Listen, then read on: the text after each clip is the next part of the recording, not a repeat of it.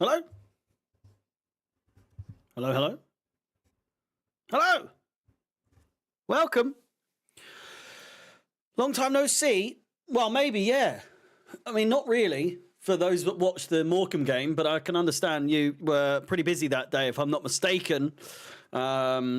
Pretty hefty loss. If am I correct in saying that Real Madrid got absolutely bummed the other day by Barcelona? I could be wrong. It was like 5-4 the last I checked.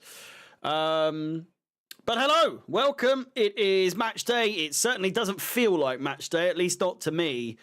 It is... I would argue a must-win game. It's just...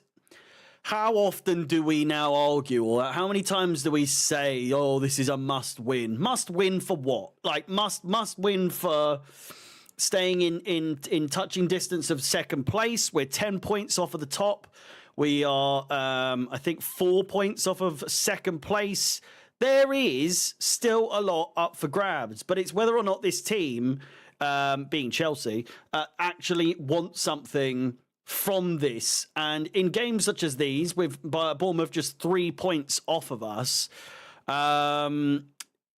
you've got to think that the big dogs, the big guys in this team are gonna need to pull something out of the bag. Cole Palmer in the squad, Jadon Sancho in the squad, Madueke back in the squad as a starter in the Premier League. In fact, we'll go into the starting 11, and as you can see, it is a little bit confusing, but also not, because we know that Achimpong is or can play as a centre-back. I don't think he will play as... I think he'll be acting mostly as the right-back. As you can see, Caicedo is there at the right-back position, but we do know, obviously, he'll be there more or less moving forward throughout the game, doing what he does whenever we play as a back three. It seems to work. It's worked plenty of times in the past. I still think it's yet to not work. Famous last words, I know. But I do think it's seen us win pretty much every game that we played where we have had Caicedo in that position. Romeo Lavia, Enzo Fernandez in the middle with Cole Palmer, as I said, and Madueke makes his way back into the side in this Premier League fixture with Sancho on the left, Jackson up top, and the substitutes do include some questionable names, two of which have been linked with moves to Germany.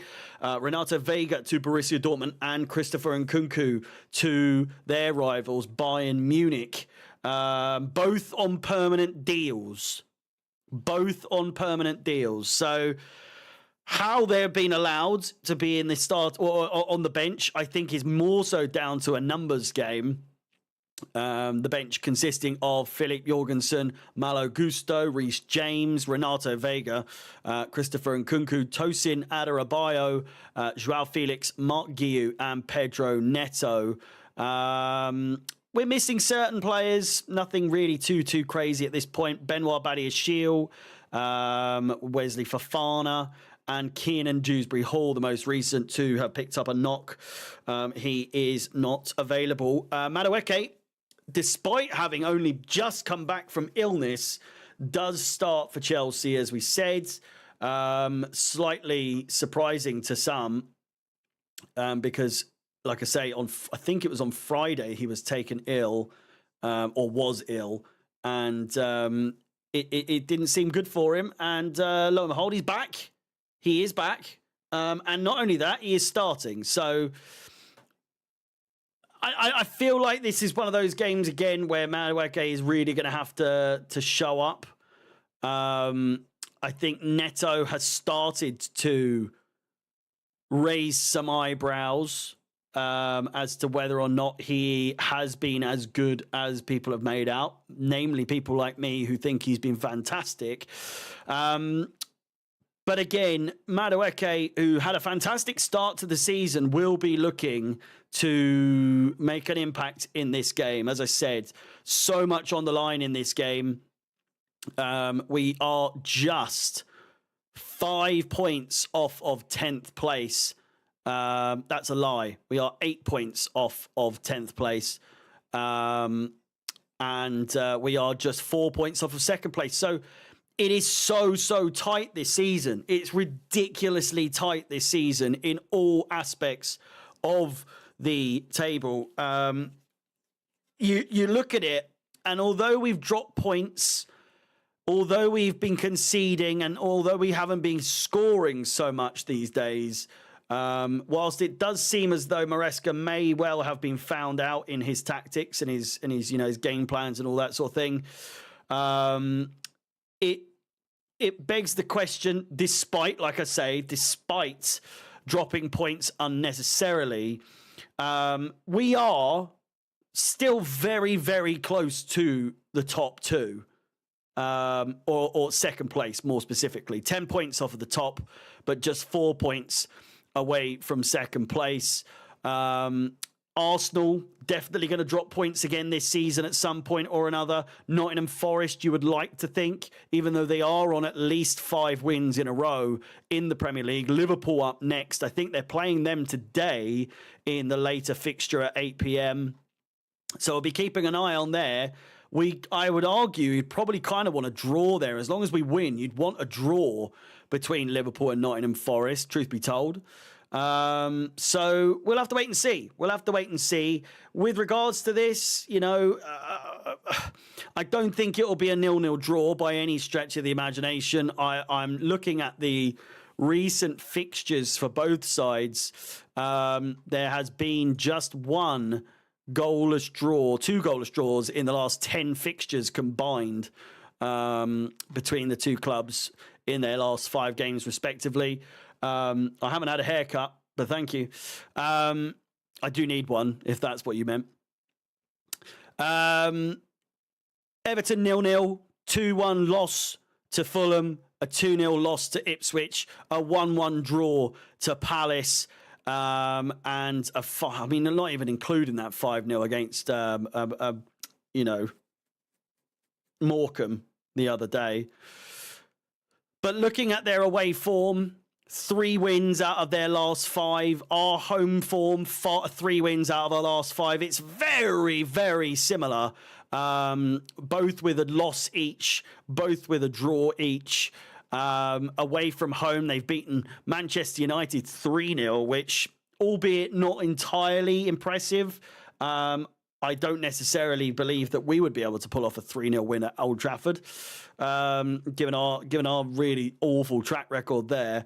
But again, they beat Ipswich away. They beat Wolves away, if I'm not mistaken. I know we beat Wolves, didn't we? It's just all up in the air. It's one of those ones again where we are very much so we have become so unpredictable once again that it's hard to come into a game with any sort of positivity, or not like, I don't mean positivity. You can be positive, you can be excited, you can be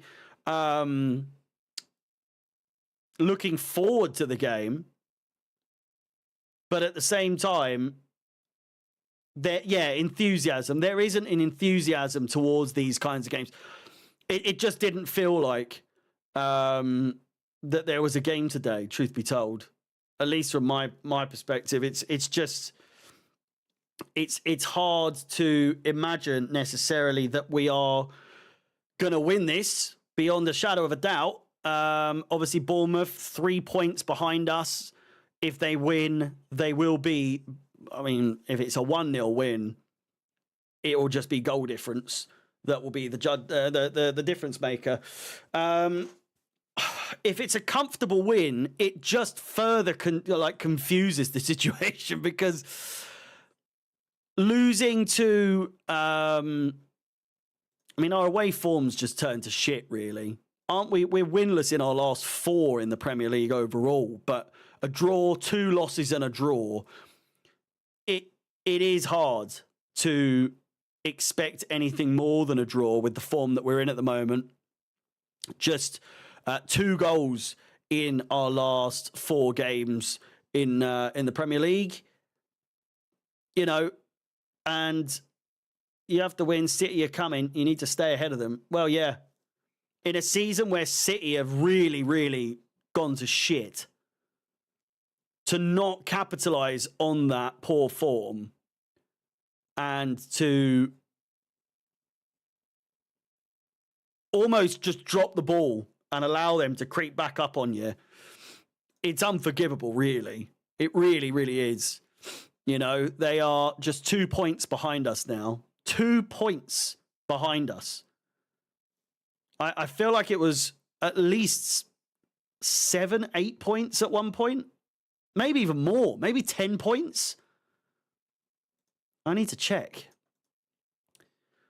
But needless to say, it is time for Maresca to do something in this game. It's time for Maresca to really show his managerial skill and pull not even the rabbit out the hat, but just pull the team together and actually get the team firing on all cylinders again. Because sure, the players need to perform. I don't even think it's necessarily like a team thing. It's individuals that are lacking in their form has dropped.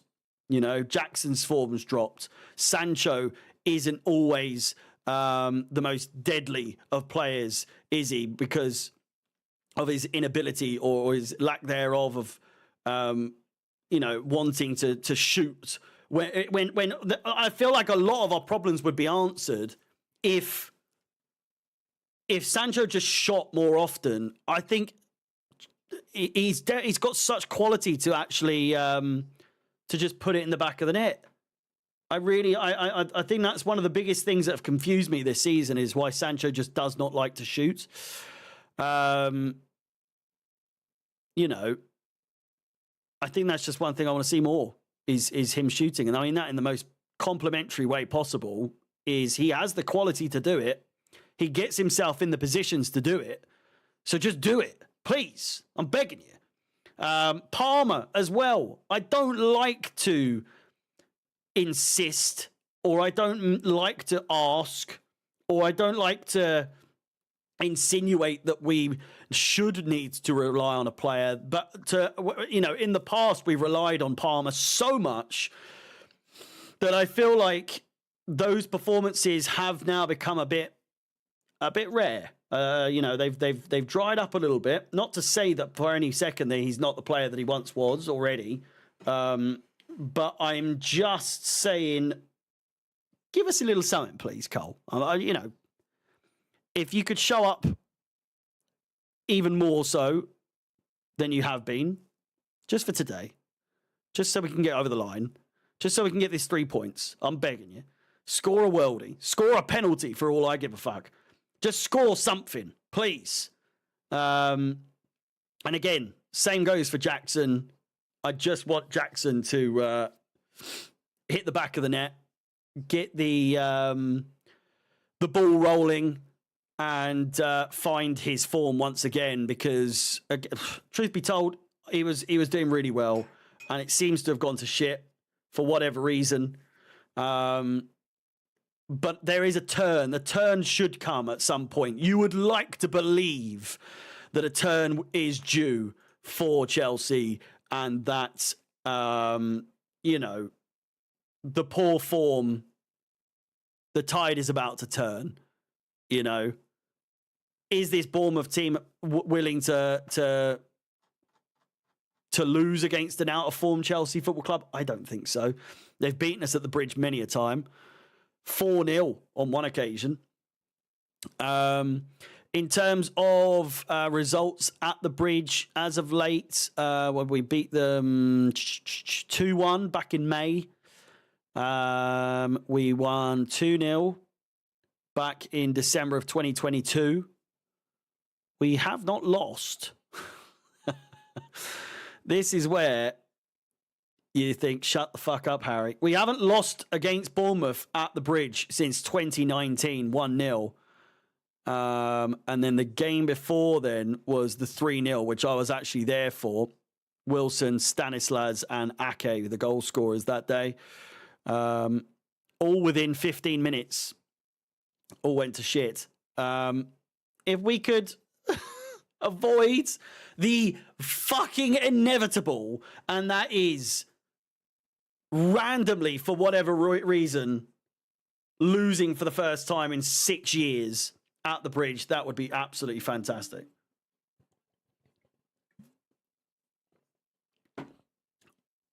Bournemouth are in really good form. They are. That's the thing that's worrying me. Is what kind of Bournemouth are we going to get today? What kind of Bournemouth are we going to get today? Because on so many occasions over the last few years or so, a team has smelt blood. A team has seen opportunity to capitalize on an out-of-form Chelsea Football Club, and they've just gone with it. They've just gone with it, and there doesn't seem to be any sort of... Once they figure us out, are they going to play the low block? If they do, is that us out the game already? Only time will tell. I'll have to bring up the Lisa meme once again. The lineups are as followed, or the lineup is as followed, as we went through already. Sanchez in goal. We've gone with the back three again. Caicedo is playing as that right back. Where that goes again, I don't know. But the one thing we do know is that when we played in this formation and had Caicedo on the right back, it's worked. It has worked. So I'm not too worried. I know a lot of people probably look at that today and think, where the fuck is our right back? He's there in Josh Achimpong, playing as the right centre-back more so than not. And so I'm intrigued to see him play as a more central position in a very sort of commanding and demanding role and position. Will he be up for the billing? Will he be up for the task? Will he be up to handle the pressure in a position that is, pretty much going to be all eyes on him? It's going to be interesting to see how he fares. That's for sure. Levi Colwill, Cucurella. We've got Lavia and Enzo. Obviously, when all three of those players are playing, it's usually a very, very good day. So I'm excited to see what the three of them can pull off today. Palmer in front of them with Madueke back in the squad, Sancho in the left-hand side, and Jackson up top. As we mentioned, on the bench, Jorgensen, Malo Gusto, Reece James, Renato Vega, Tosin Adarabioyo, Christopher Nkunku, Joao Felix, Mark Guiu, and Pedro Neto. Got a good feeling with Josh at the back there, says Jalvilio. Yeah, I always feel like an injection of one of the academy players is sometimes what you need to bring the team back to life a little bit. It's a big ask, but with a new big contract for him, with big names vying for him in the past before we signed him on the new contract, is he going to take the chance by the scruff of the neck? And are we going to see a really star-studded performance from Achimpong at the Bridge, similar to Trevor Chalobah, that game that everyone remembers him scoring from distance? I have a feeling, not to put the pressure on him, but I wouldn't be surprised. We've seen how good he can be. So to give him an opportunity such as this is, it'll be good to see how he handles it, how he handles the pressure. Bournemouth are better than Ipswich and Everton. This could be a decent 1 or 2-0 win. It could well be a disaster too, says Hydra. Yeah. It's the thing. Coming into these kinds of games, it's so hard to predict when we're in the form that we are, that, I think before our form dropped, you would like to think that we'd come into these with full of confidence, the game's ours to lose, more or less. Even though Bournemouth are in form, I feel like if we hadn't dropped our form and we were playing the way that we were before, this is a Chelsea win written all over it. You know, bar maybe a freak sort of result, but sadly our form has dropped significantly at the same time, and so it really is a stand on, you know, the character of the players. Have they had enough? Are they ready to turn the tide? Are they ready to turn this thing around and say, right, 4 games out of, you know, 5 without a win? It's pretty bad, boys. Like, it's probably time that we pull our shit together and actually get a result for a change, you know. If we lose, that's one thing. If we lose quite dramatically, I honestly do expect some sort of backlash online from the fans. You know, I reckon there'll be boos and whatnot, but not necessarily aimed at Maresca. It's more so just frustration again. That said, this is what I'm saying. It's hard to be really sort of enthusiastic and almost like cocky, which at one point I was before the form drops. It was more, there was like a cockiness about all of us, wasn't there? That we were like, oh, Chelsea, not back. We're not back, but we are certainly a team in form, a team playing really, really well, and a team, many would argue, and many did argue, that were actually quite scary to the prospect of coming against the Chelsea in form that we've seen this season. A lot of teams, a lot of people were backtracking. Jamie Carragher was saying all sorts of shit about us, and then he saw what we were like at the beginning of the first 15 games or so of the season and thought, whoa, Chelsea could be onto a winner here. And I feel like that sting, I feel like that sort of bravado, I feel like that sort of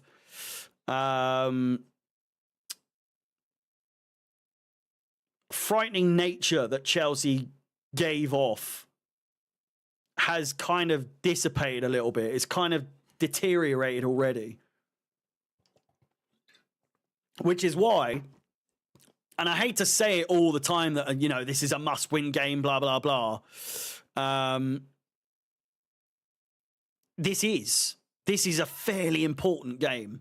You know, it's really quite...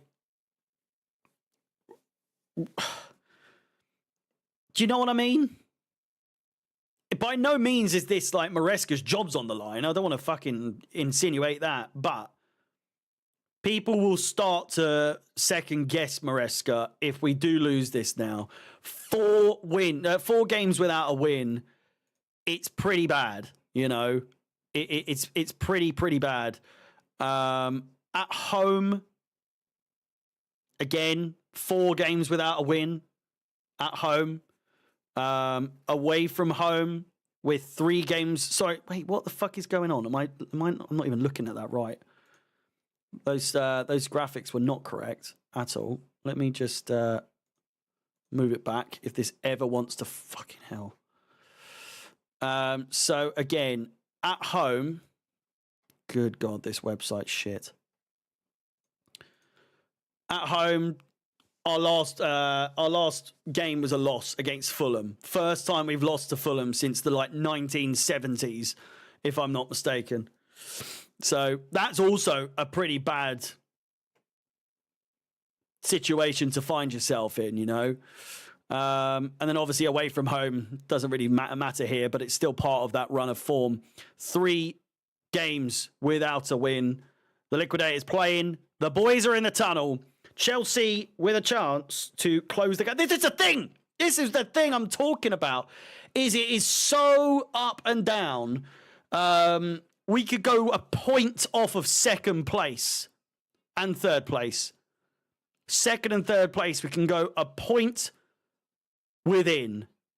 But a loss And it seems like our season is all but fucking over. At least it appears that way. Obviously, it won't be. There's still a long ways to go.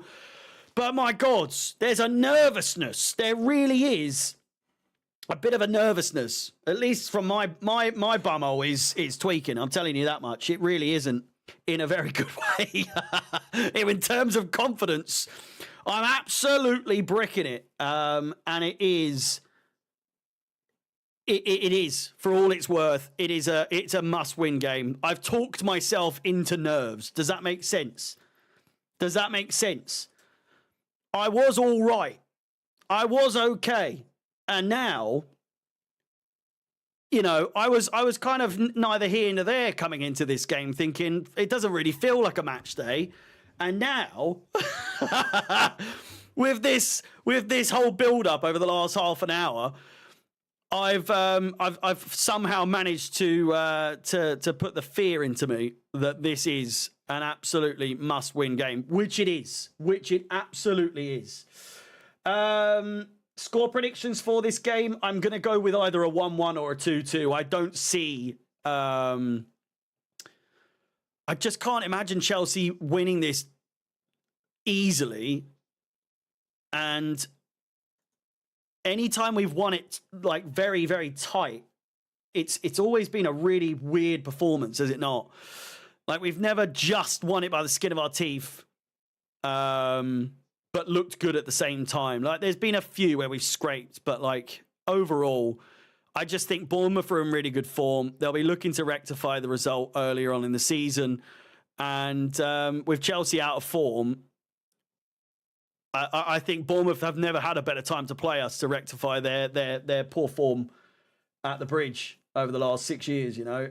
So I don't know if any of the games are on Sky today. I can check for you. TNT. They're all on TNT, Benji. All of them. With that said, please do smash the like button, subscribe, hit the bell notification to be notified of any future content on the channel. Ladies and gentlemen, yeah, 10 o'clock. If you're watching on TikTok, please do come over, youtube.com / Harry CFXI. I forgot. And then, of course, if you want to subscribe to my new YouTube channel coming out, we're going to be posting the first video, 26th of January, youtube.com / @HarryDoes100. The link is in the pinned comment in the chat. It's in the description. The QR code is on the screen if you're watching on YouTube. And with that said, before the game commences, I would be remiss if I didn't play this beauty one more time.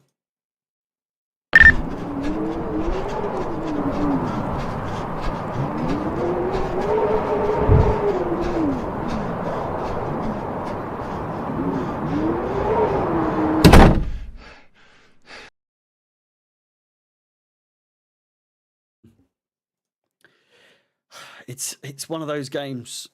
I'm not worried. I'm worried, but I don't know. I just want the game to start so it can finish. Does that make sense? Do you smell what I'm saying? Does that make any sort of sense? I just want the game to begin so that the game can end. Please. Because I just don't have a good feeling in me gut. I don't have a good feeling.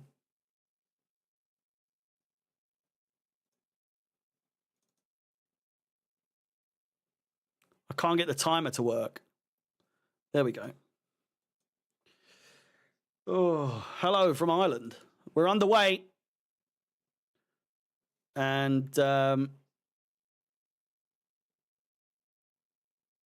God. Maresca needs it. You just want to go to bed. Well, I've been a busy boy. All will become clear, Dan, my man. But I've been busy the last few days prepping for the 26th. It's like an ad for when Y2J was coming back to WWE. It's so what's the word? Unassuming, you know? What could it mean? What could the trailer mean? Great chance! Enzo Fernandez with a fantastic opportunity to make it 1 within the first minute of the game. Wow. It was Palmer that threaded it through. And truth be told, that is an absolutely abysmal first touch from Enzo. Absolutely no one around him, really. And if he just shot first time, we could easily be 1-0 up here. Palmer looks absolutely up for this game. Astro, thank you very much for subscribing. Really do appreciate it. Under 2 weeks to go now.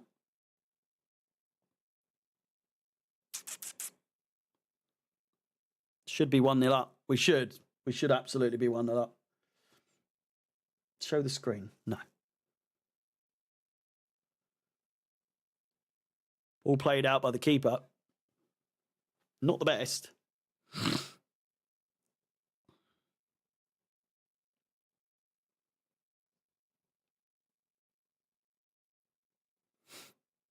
Bournemouth just playing it around the back at the moment.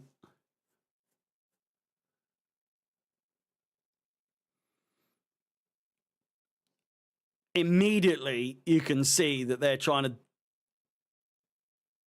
slow the game as much as possible. Without Guiu on the pitch, there is no pressing from these Chelsea players.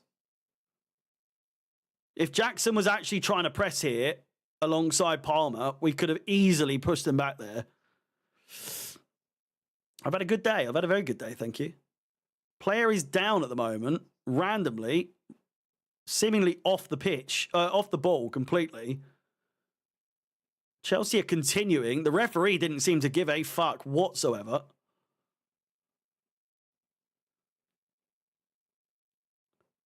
It did seem really bad. Like he's writhing around in pain and absolutely nowhere near the ball. Oh, it was Cucurella's like body checked him, shoulder checked him.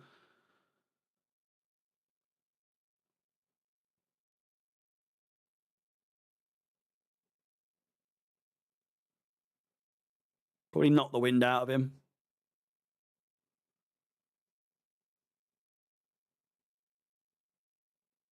It's hardly a red. The ball wasn't even coming to him.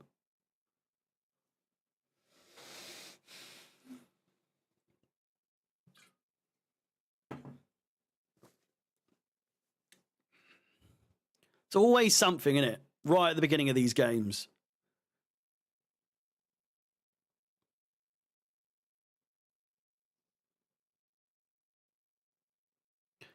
Not even hurt, doing it to try and get Cucurella sent off. Yeah. Very early to be playing these sorts of games.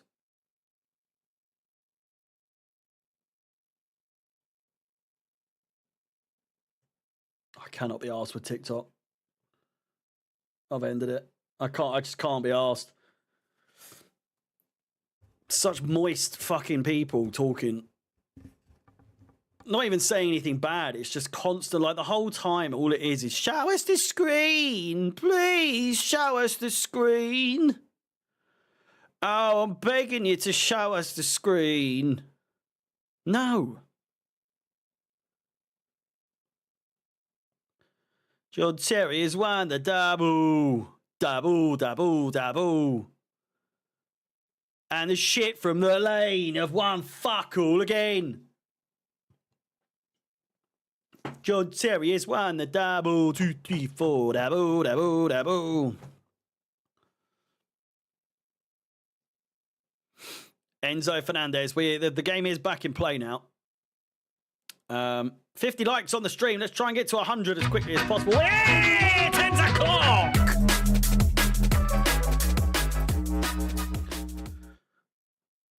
Surprise signs. Harry, show us the screen. Harry, show us the screen. Oh. Hello, Luke, mate. Look at that. He's absolutely fine. Yeah. Yeah, Enzo looks up for it so far. How many in TikTok? Not enough to warrant people asking me for the fucking thing. I haven't cut my beard. No, I trimmed it I didn't trim it at all, actually. I just sort of like tidied it up. The length is still the same. For some reason, it does seem a lot more sort of like, not round, but like just neat. It was a bit fucking scraggly last game. Palmer with the shots! Easy save for the keeper. As a bald man myself, I'm very jealous of your hair. Yeah, the beard's looking really healthy at the moment, I must say. I need to tidy it up a little bit like that. I'm due a haircut. The hair is looking an absolute mess. Not to... I know CFC WWE is probably thinking, yeah, cool. But this is very unkempt for me, I must say. You can always tell when it's too long when I haven't got anything in it.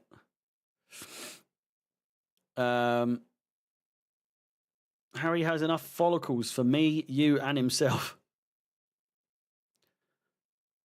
Surprise! Well, I'm a hairy man, but I'm really not that at the same time. Like, I've got very hairless arms. Legs-wise, I'm really not that hairy at all. I've got a hairy chest. But it's really just my chest and my head. And that's about it. Other than that, I'm bald as a badger. Or bald as I think it's a badger. Badgers aren't bald, but you know what I'm saying.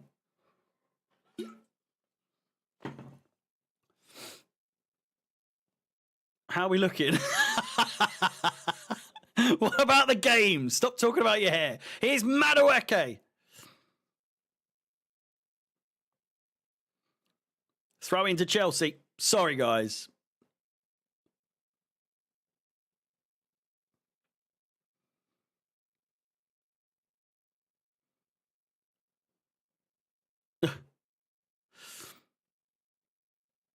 Every time Sanchez has the ball. I've kind of calmed down with Sanchez as of late. I know now that I've given him that, he's probably going to piss me right off. Scrape down the Achilles there on Cole Palmer. Wasn't even really. It was right on the toes though. Getting motion sickness watching this game on TNT. Terrible picture. It's a bit wobbly.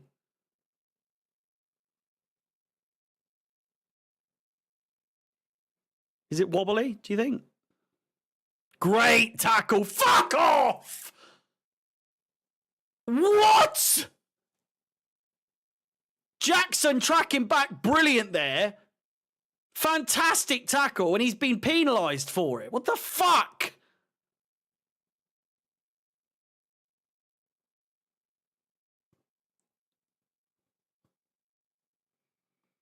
Still need a world-class goalkeeper. Brilliantly done. Palmer, if he can play in Sancho, it's a good ball. Not great. If he could just shoot, it's Palmer! Oh my God, what a chance! What a chance! Cole Palmer with the dink straight away. First time shot. It was looking back, it was always going wide, but the fucking shot was on. The shot was on, and it was exactly the right shot to make. The exact technique to take as well. What a fucking goal that would have been. Unfortunately, it did go wide, and quite wide at that, but I got excited. Choppy. It was very Lampard, sort of like, I can't remember was it against Everton, that game? Would have been absolutely, I would have creamed my pants. I would have. No, it was Drogba against Hull. You're thinking of the one where Drogba turns and shoots, lobs it over the keeper.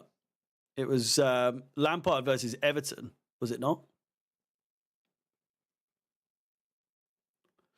Unless you proving me absolutely wrong, I'll eat me words. Hull away.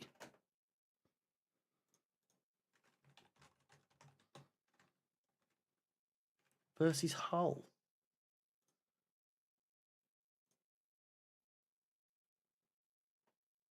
The only one that really comes up is his like really long distance free kick. I'm almost guaranteeing you it's the game against Everton where he just dinked it.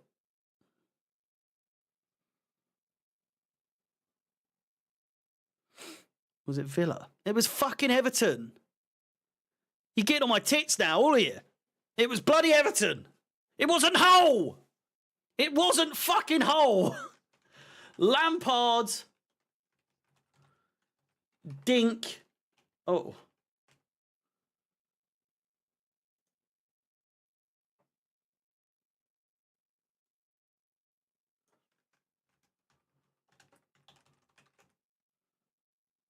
It was Everton. It was fucking Everton. In the white shirt. I think.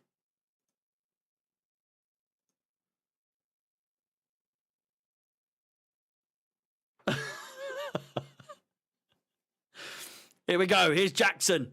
He can play in Palmer. He does. He's onside. And it's in. 1-0. I think he's onside. Fantastic goal if it is. Absolutely brilliant pass from Jackson. And it's Cole Palmer sends the keeper absolutely flying. 10 o'clock. Fucking get in there. I'm worried this is offside. Has Palmer timed his run? Should Jackson have passed it earlier? Or was it absolutely masterful play from all those involved? He's so onside, it's unbelievable. Fucking brilliant. What a goal. That is a magical finish and a magical pass.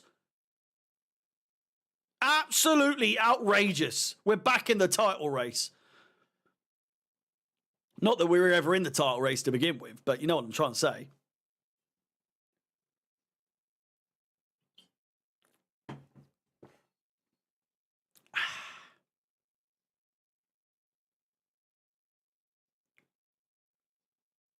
Just sublime. Absolutely sublime.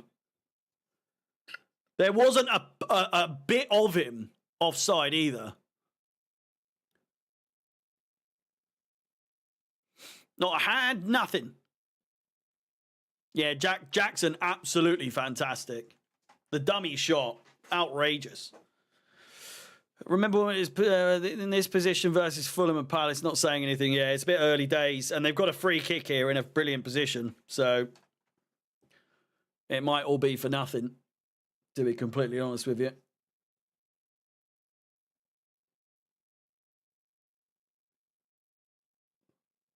Yeah, it is such a well-timed pass.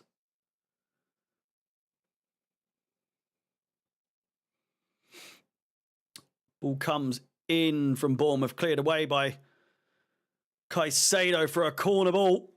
He's not happy.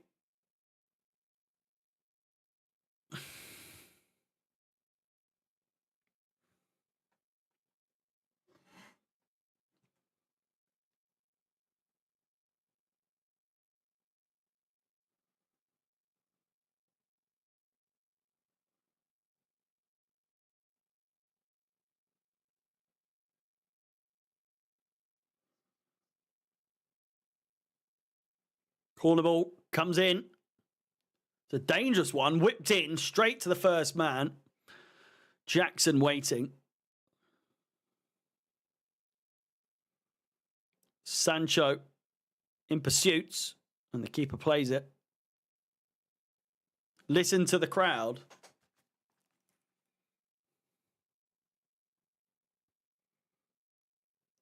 Chelsea on to victory. All together now. We'll follow the Chelsea over land and sea. Leicester.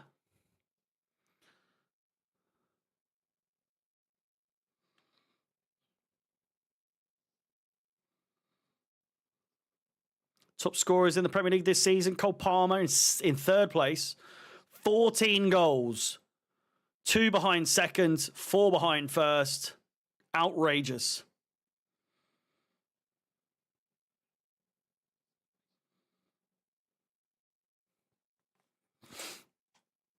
For the man with the cold celebration. Ball played through the middle. Chelsea absolutely all over them like a rash here. The counter-attack could be on. Lavia looking for a similar pass to what Jackson pulled off for the opening goal. But Lavia looking for Jackson that time. Palmer not happy whatsoever.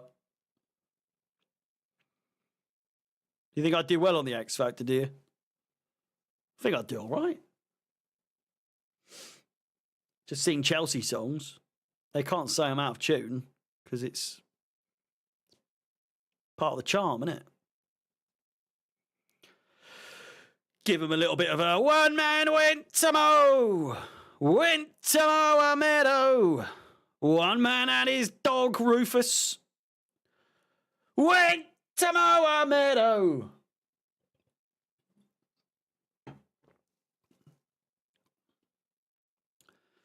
What a fucking bit of merch that would be, by the way. A play on the old song.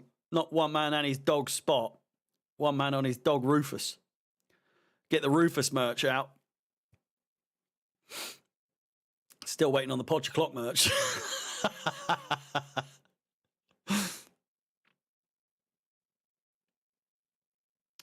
About to lose half the view as well, yeah.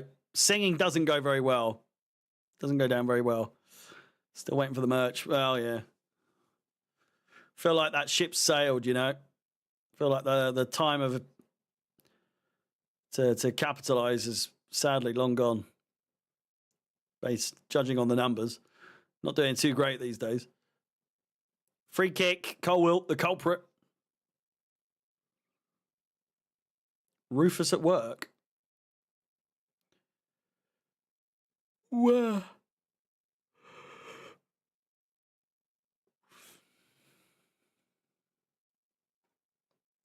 We are 20 likes away from 100 on the stream. Please do smash the like button, subscribe. Do you follow any of the Chelsea YouTubers? Not really. I probably should network a bit, but I don't know. The thing is, I get bored sitting around hearing people talk when I just want to talk. It's not that I don't value other people's opinions or think that they're wrong. That's not the case at all. But in my experience sitting with Alex, he has sort of scarred me for life, wanting to do any panel shows with anyone because it's just everyone wants to talk at once or they want to be the one that talks. And I just get bored very easily. I find it really hard to like pay attention to what people are saying, to be completely honest with you.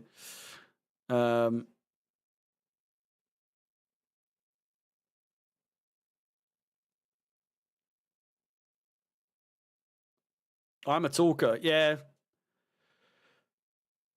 I think that is a bit selfishly. I think that's why I left. Well, no, that is why I left doing it with Alex, is because I want to be the one that talks. I don't want to be the one that listens all the time. And by God, if you think I'm a talker, if you never watched Alex, I never spoke for the most part. Love him to death, don't get me wrong. But are there any Chelsea YouTubers you want to collab with? Not really, no. I mean, going on like the Joey Knight's podcast would be quite a good one to go on. But apart from that, I don't know. Matisse is cool. But again, I'm unsure what we'd do.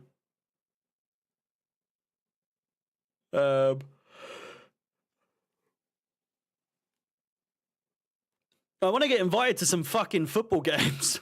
Not to watch them, but to play in one. I don't know.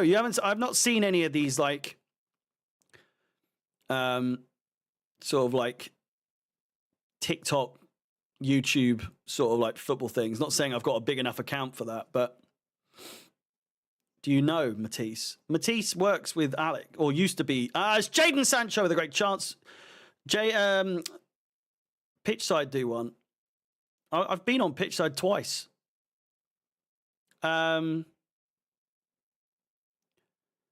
Matisse used to be Alex's me, basically. Matisse was me before me for Alex, if that makes sense. He was his assistant. So I'm basically Matisse now. Back then, if that makes any sense whatsoever.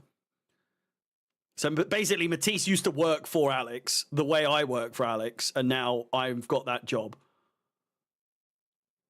And Matisse has moved on because obviously he's doing really well.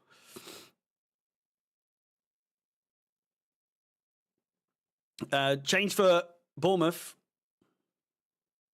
Is Alex my boyfriend? He is, yeah.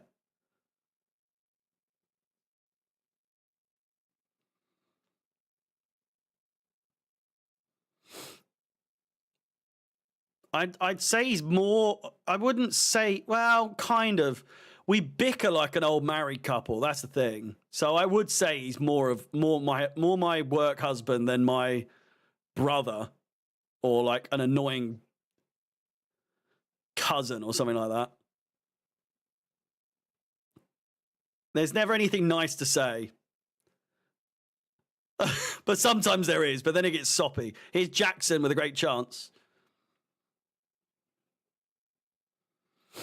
Enzo, great pass, finds Madueke. Shots. Bit greedy there from Madueke. Sancho, pass the ball if you're not going to shoot, for fuck's sake. Annoying third cousin twice removed on your mother's side. Yeah, he's just that, like, cousin who's not your cousin. What are you doing, Palmer? He's that cousin who isn't really your cousin. You and Blue Brother FC, isn't that Charlie? I used to work with Charlie when I was at Chelsea Fan TV.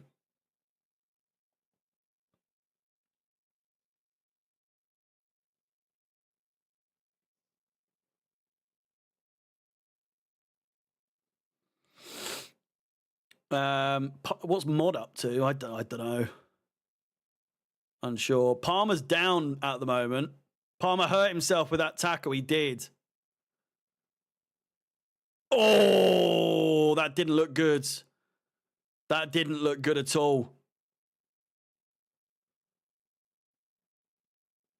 So he's like slid in. His boot has got stuck in the thing, and it's gone like it's done one of that. And Kunku's warming up immediately. Hello, Angeline.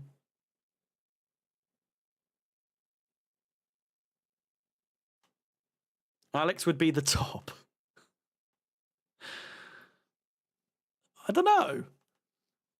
I'm unsure. If you knew him the way I knew him, I'm not sure you'd think that. He's a bit of a wuss. He's a real fucking diva. Like a proper fucking drama queen. Oh, doesn't look too bad. I think they're going to take him off just in case, honestly.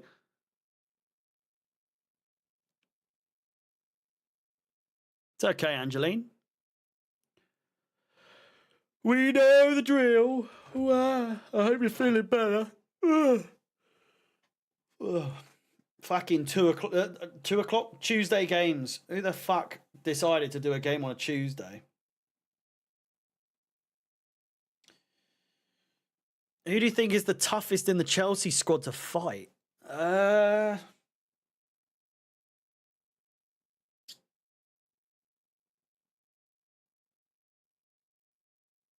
feel like Renato Vega's probably up there. Disassi, yeah, probably. Yeah, Disassi or Badiashile, actually.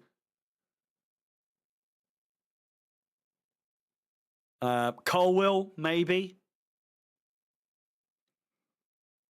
Just seems like he's all. It just looks like he's up for a fight all the time.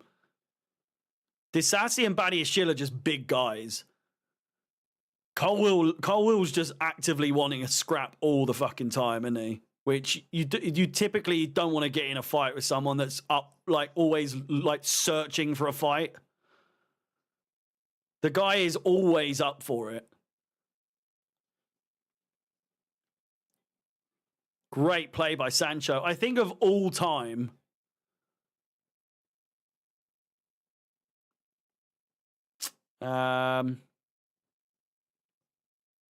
Jimmy Floyd Hasselbank, probably.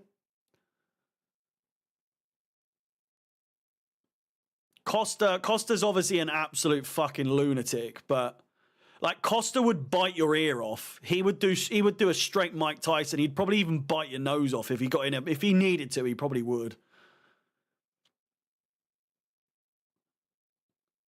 But Hasselbanks, he was a fucking big bloke. Probably Vinnie Jones, to be fair. Vinnie Jones.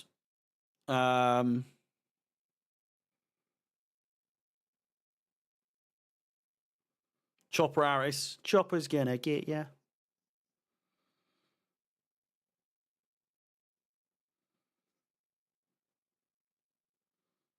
Yeah, Jimmy Floyd Hasselbank took like his penalty technique was just to take one step forward and just absolutely thunder cunt it in the top corner.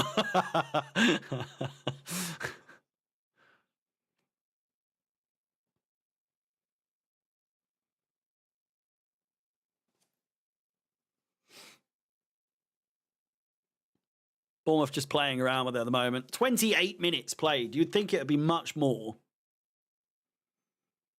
Yeah, Rudiger, because he was down, wasn't he? He was just down to have a fight. Anelka was a big bloke as well, yeah. I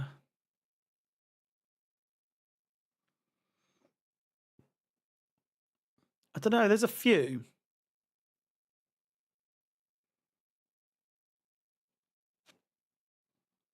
Even like Matic, you know. Matic was a big... Fuck me, Alex! How no one said Alex? I've just thought. Fucking Alex, the Brazilian. Biggest cunt we've ever had. An absolute unit. Enzo Fernandez! Great shot, great chance. Tipped wide. You just said Alex. Asmir Begovic, the name says it all. He's Alex has got a podcast with him now.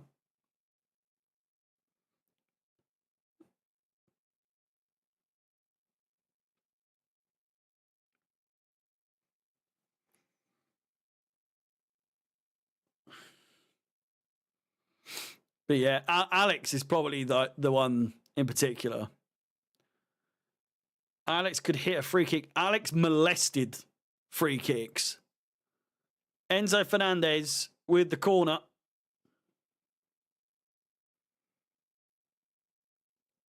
Absolute shite. Fucking hell. Who's the easiest to fight? Oh, David Luiz as well, yeah. Easiest to fight. Who's an absolute fucking wimp? Probably Havertz. Havertz is just the biggest fucking pussy going, isn't he?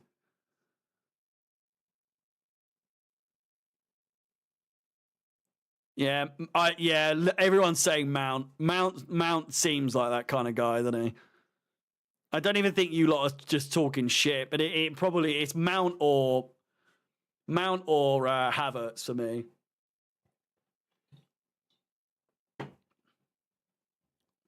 You wouldn't want to get in a fight with Zola because he's just such a nice guy. Havertz is just a cunt.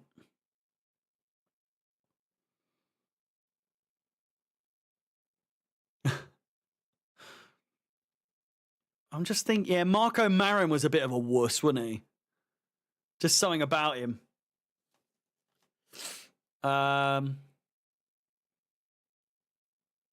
Yeah, Sterling as well probably is probably up there. There's got to be one who's like, oh my god, obviously.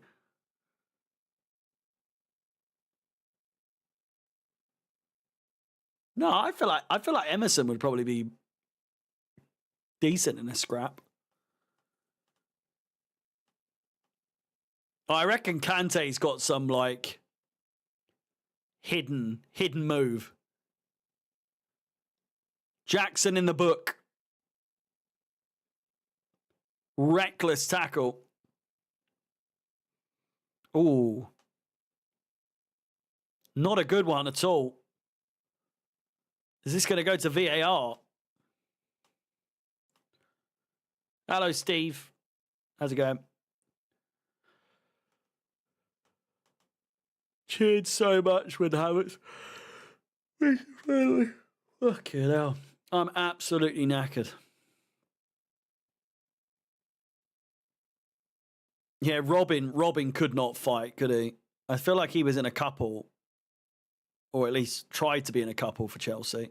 Oh my God, that was close. Oh my God, really well done by Achimpong. Ball played over the top. Down the right-hand side, it's Madueke. He's got the pace. Can he find the pass? He gets around his man. He's done brilliantly well! Inside! Jackson puts him in a fucking bar again! Oh, he's getting on my tits now. He's getting on my fucking tits. And I've been backing him this whole fucking time. But it gets to the point when how can you defend this cunt anymore? My God. Madueke, he's done absolutely brilliantly well. He's passed it into the ground, I would argue, is maybe the only issue there. It's like the Xerxes pass to, I think it was either Xerxes or someone else that passed it to Maguire in the last seconds of that game against Liverpool. But Jackson puts it over the bar. The issue is Maguire's a defender. Jackson's a fucking striker at this point for us. How on earth? The thing is, that's not even high foot either. Enzo's head is so far down. Not only that, but he doesn't even touch his head. Takes a weird bounce, yeah, but still. I feel like he needs to do a lot better there. Ryan. I hear you, but fuck me. I'm so sick of our strikers in the last past 10, 15 years having low confidence. Just fucking play! Do your job! Do what you're paid to do and fucking score! It is fucking boring every time. It's they're going through a bit of a lull moment at the moment. They haven't got much confidence at the moment. Fucking find some. You play for fucking Chelsea Football Club, for fuck's sake. How much more confidence do you need? You're Chelsea's lead man. Suck it up and fucking get it on target, for Christ's sake.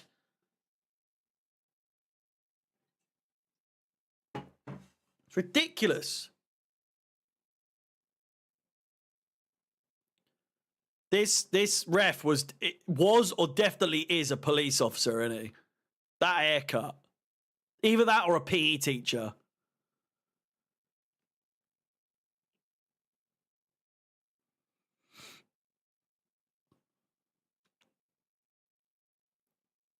And if he was a PE teacher, he's definitely one of those ones that he'd give way too much attention to the attention that the girls give him. Did anyone else have that PE teacher at school?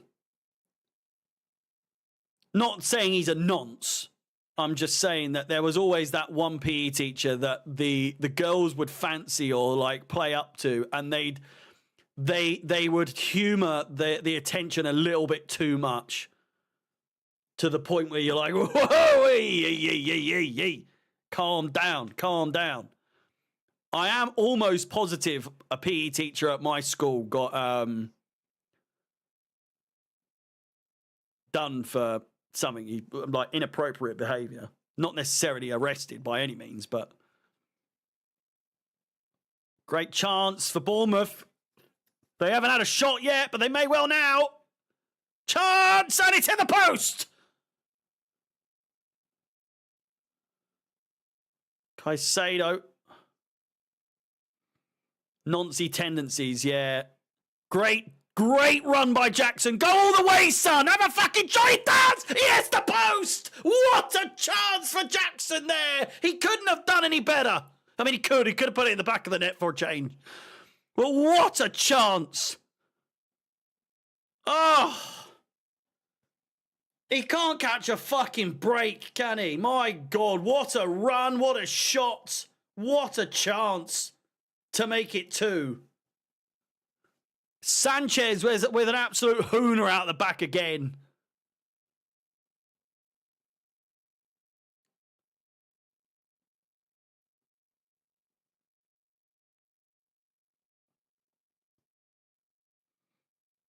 Carwell.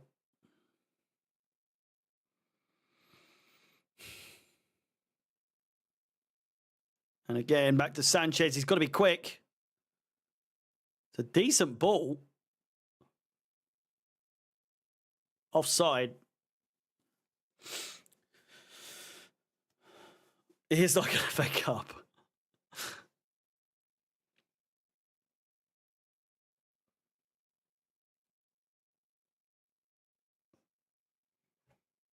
Yeah, we've got a game on our hands. I'm not sure I want a game on our hands, but it's definitely something we've got.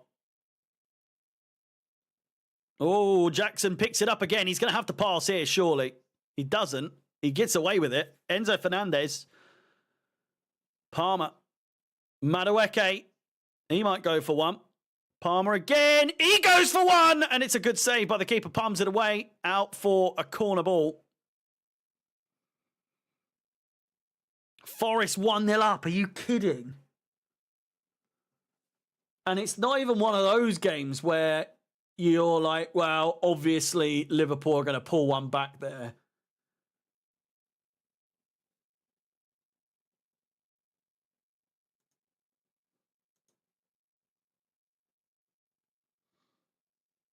I could see Forest doing it, you know. My God, are these the same? Are they the same corner flags that we've had for like 25 years? Like, obviously it's the same design, but they look so old and raggedy, don't they? Ball comes in from Enzo Fernandez. I love them for keeping them, but give them a wash or something. They're so muddy. You just know they smell like the fucking, the bib bag. Anyone that grew up playing football knows what the bib bag smells like as well. It fucking stinks. Absolutely reeks. But it's such a nostalgic smell. I wish I could smell it right. Just a proper... Ooh, we're going to play some football today, boys and girls. That smell, absolutely glorious. It's one of those disgusting smells that are just so good. So good.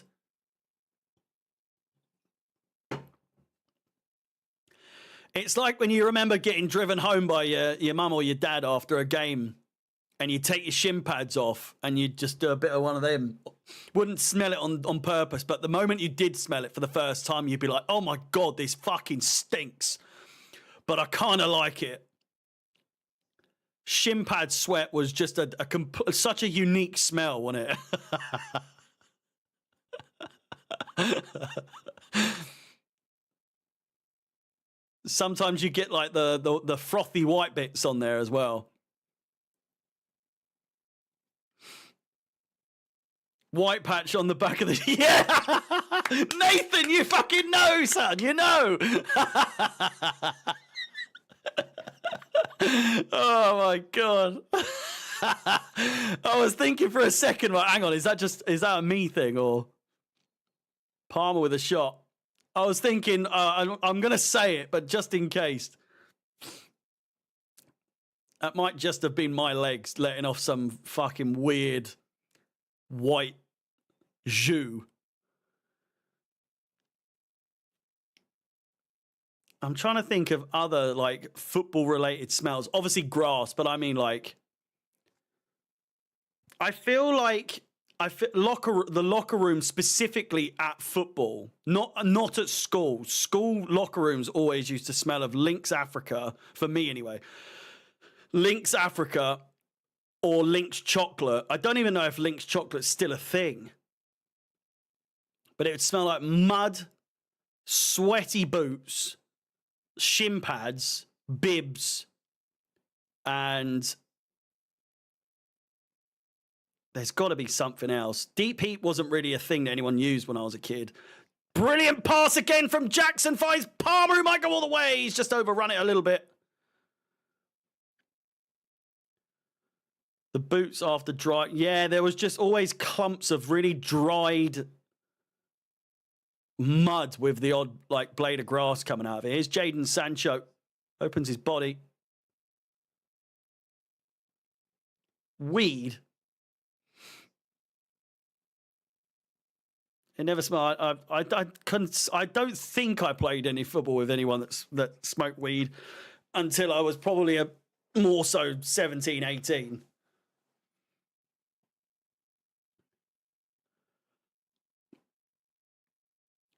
The blood of the opposition on your socks. All right.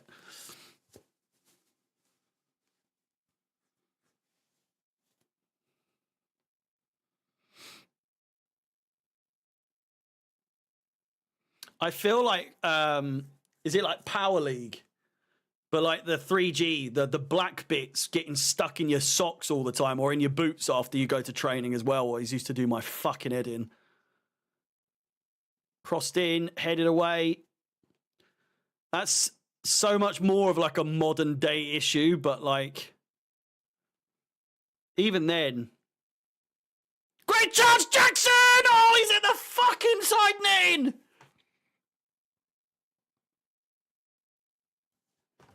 He can't buy a goal. This guy cannot buy a goal.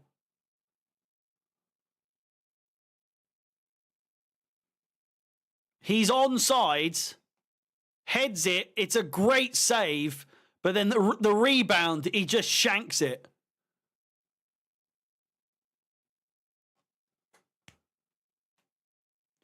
Did you ever play on sandy pitches and get so many cuts from the little... I think when the groundsman would like try and level it out, was that always it? When there was sand on the pitches, it was always to level out the pitch a bit so it wasn't so uneven. Maybe once or twice. The pitches I used to play, like home matches, were always quite good. To be fair, the two teams I played at.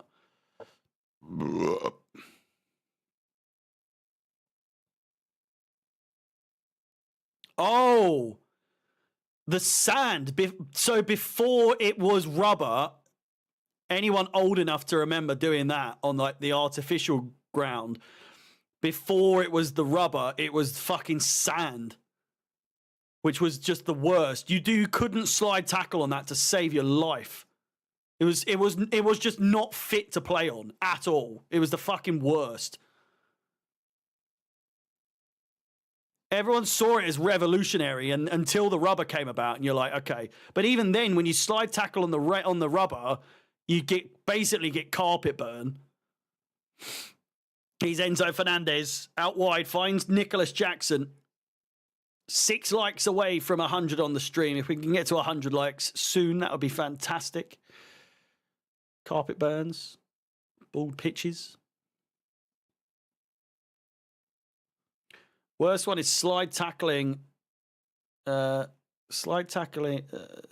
tackle, cut your leg, not knowing the mud hit it and having a shower. Oh my God. That is such a memory.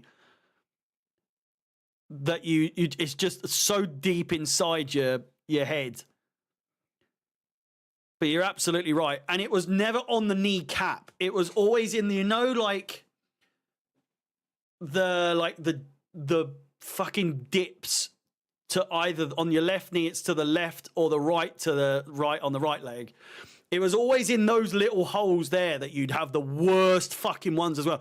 If it was on your actual kneecap, it would be fine. But on those little divots on your leg, there was always an absolutely outrageous scratch there, stud mark, something. But you're right, it would always be filled with mud. And then you'd wipe it. Even with your bottle, you'd spray it on your leg and you'd be like, fuck me, why did I do that?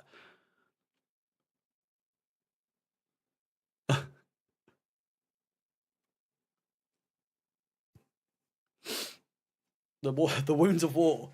Certainly was. Sunday League was never a joke. Well, Lavia taken to the ground with his face.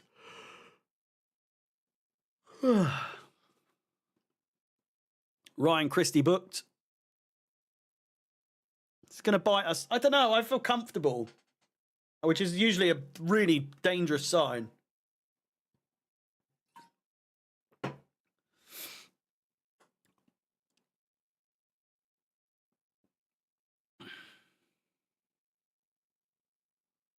Stinger. 5 minutes of additional time, as I said. 2.5 minutes played.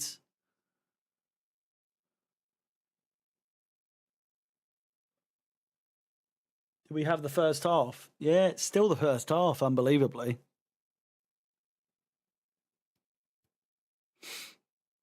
Feels like the end of the game. It's been going on forever. Jackson, great pass, threads it through. It's Caicedo with the outside of the boot pass. Can't quite find Palmer. What a chance.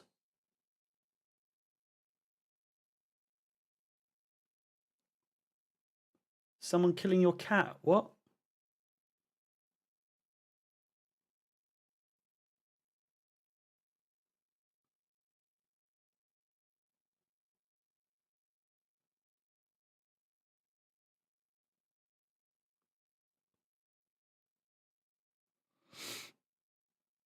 Ball played back to the keeper. Bournemouth looking to run down the clock.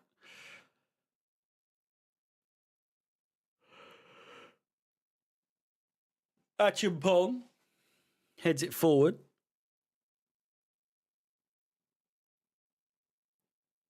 Oh, if we could really, really avoid fucking conceding before the end of the first half.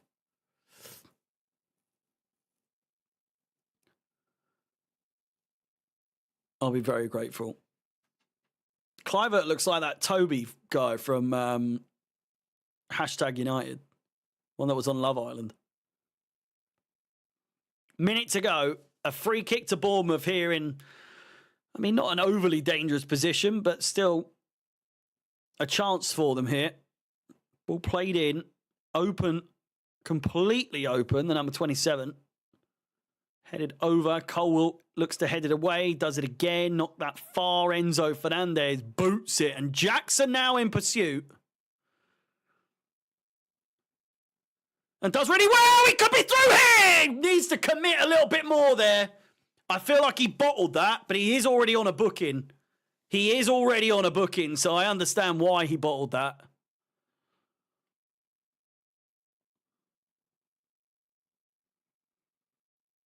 Good opportunity.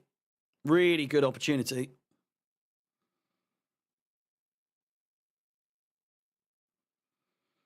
And there goes the halftime whistle. Chelsea 1, Bournemouth 0. It's one of those games. It's one of those games where, oh, you do worry. You do worry that we're not taking our chances enough. I'm happy that we're 1-0 up. But as Dan said, we need that cushion. We seriously need that cushion because they're creating. They are certainly creating towards the end of that first half. It's still 1-0 with Nottingham Forest. Stats wise, should we have a look? 52% possession for Chelsea. 13 shots. Should we get this on the screen? Hang on.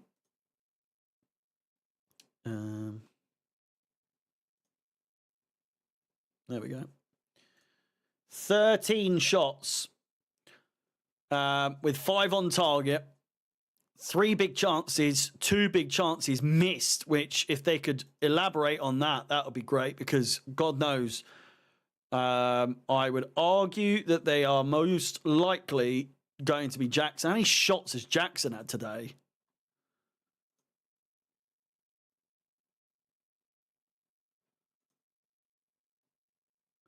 Shots, 4 shots. Only 1 on target. I'd argue, hang on, unless that's the header that he did. 23, by the way. I still find that so hard to believe.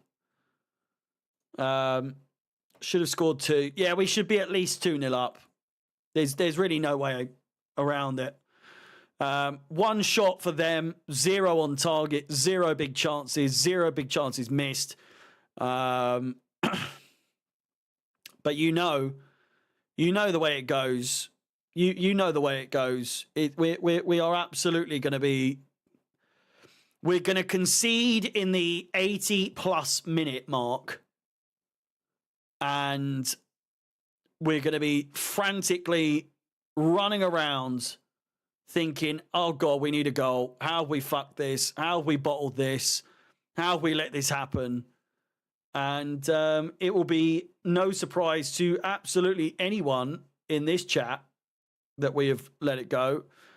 I would be absolutely bamboozled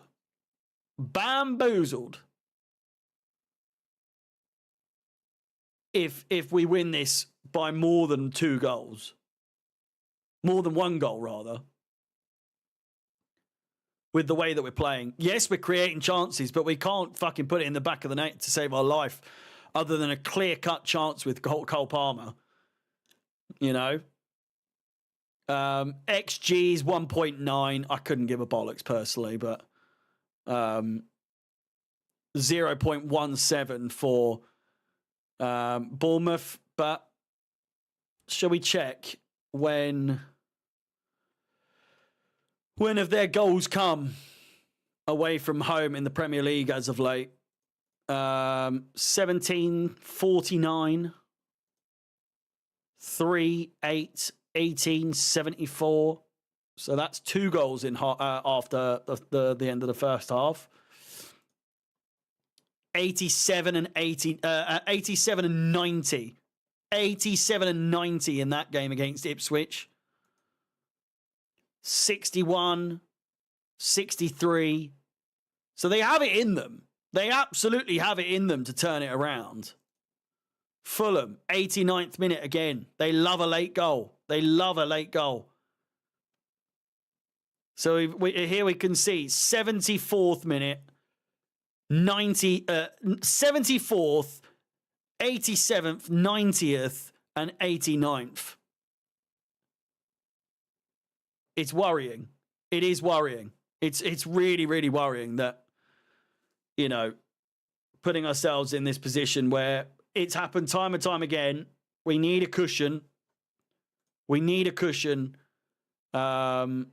We fail to get that cushion, and then it's all too little too late. You know, it's all too little too late. With that said, ladies and gentlemen, it's 10 o'clock. Thank you very much for 100 likes on the stream. If we can get to 150 but before the second half commences, that would be great. Before I go to the toilet, I will leave you just with this for now.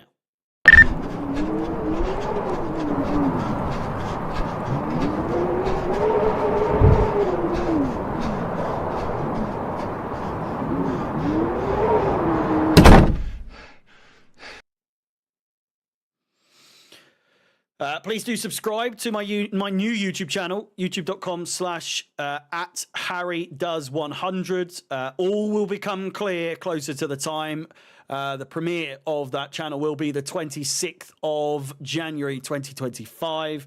So under 2 weeks to go now.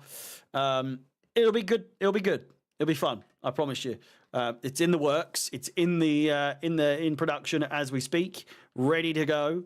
But with that said, I'll be 2 minutes, just going to go to the toilet, and I'll be back. I'll be drinking so much water today. It's unbelievable. So much water.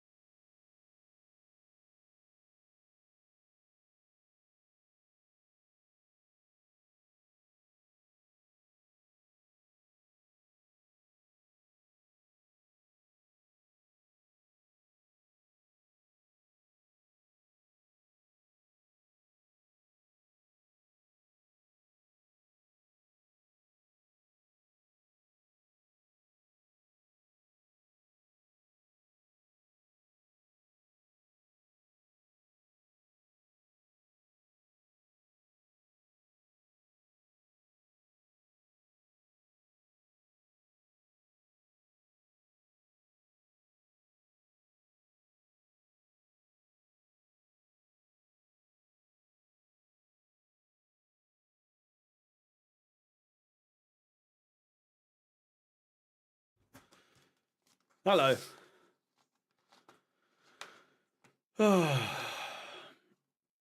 Such a huge blessing to the team. Yeah, I do like Lavia a lot. Lavia is very, very good. 100 push-ups and 100 sit-ups. Well, that would be boring, wouldn't it? 100 shots, yeah. I feel like the premise of that would probably die off quite quickly, though, wouldn't it? 100 wanks! You're getting closer. You're getting closer.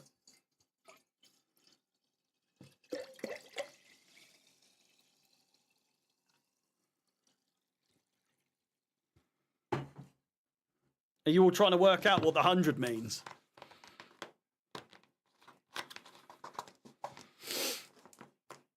Are you... I don't know who that is, John. I don't know who that is.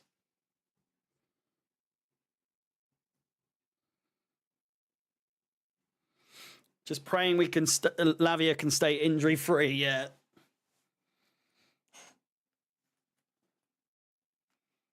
Hey, well, it's a trending term at the moment, isn't it? The old 100. Thought I'd jump on the old bandwagon.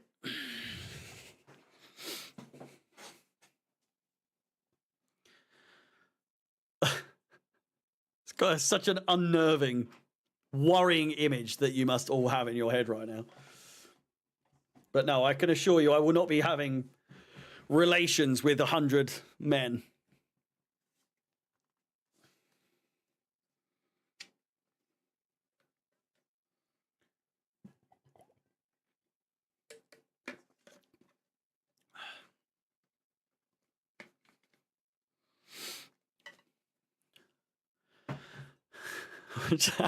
Harry just counts 100 pennies. 100 women. Well, I don't think my girlfriend would be very happy with that premise. I was doing the maths. Each man got 8 minutes on her. Jesus Christ.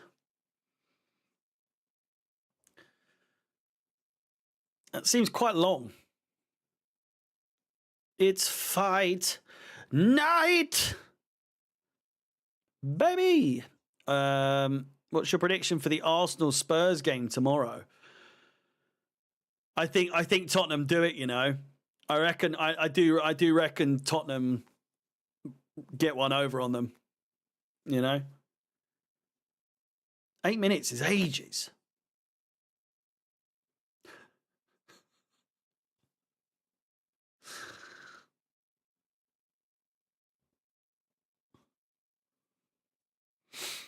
But yeah, I don't think anyone's gotten closer yet. 1 versus 100. You're going to time yourself. Fucking Tesco's advert was the Tesco advert was so good the first time with like the old lady, I think it was, or the old man. But they just recycle the same advert but with different people, and it's just a bit shit. Like, it's not funny anymore. Right. With that said, second half is fast approaching. We are about 2 minutes away. I can't really imagine he'll make any substitutions, to be completely honest with you.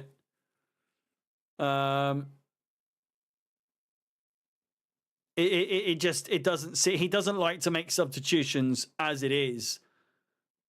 Whilst I was complaining about the lack of substitutions, you know, I don't think it's warranted today, which is, he's now going to make a substitution, isn't he? Oh, honestly, anyone that actually laughs or finds the Haribo adverts funny in any way, shape, or form, even once, check their hard drive. I swear to Jesus, there has never, ever been anything funny about grown people talking with a children's voice. With children's like voices over the fucking, it's just not, call me the fun police or what, but it's just not funny at all. It never has been, ever. Second half starts in about 1 minute time. It's very difficult, isn't it, to predict where this is going to go, other than one way. But I don't want to keep saying it because it just seems unnecessarily negative to be like, we're obviously, but when it happens, none of us are going to be surprised. You know?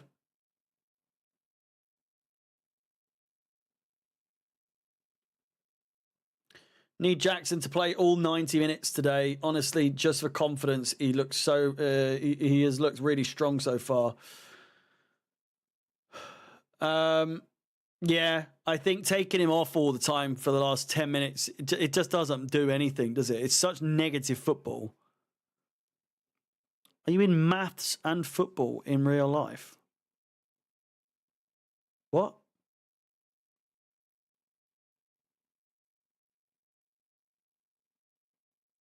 You what? We all know what's going to happen. We do. That's the sad truth. I want Chelsea to prove me otherwise. But we all know. We all know what's going to happen. Am I good at maths? I was never incredible at it.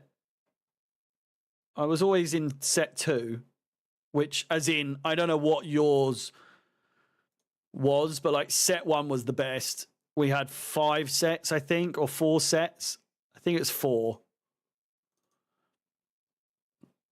And I was in set 2 the majority of my time in high school. I was in set 1 for like a term, and then they just were like, yeah, no. Nah. We gave you a chance, but nah.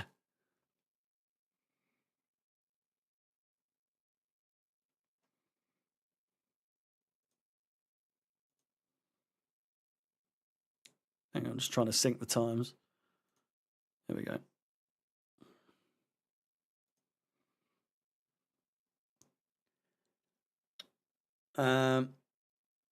Yours was top set, middle set, bottom set.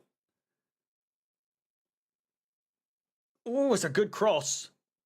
Yeah, I think you might be right, actually. No, I was never like bottom set was always like it was always fourth. But well, I went to quite a fairly big high school, as in student amount was always quite a lot. Good chance here for Bournemouth. Straight off the bat, cleared away by Colwill. As far as Madueke, clears it away again. Not the lofty. Yeah, I'd say I was like all right. I knew me times tables. I had me times tables board on the back of my door in my bedroom.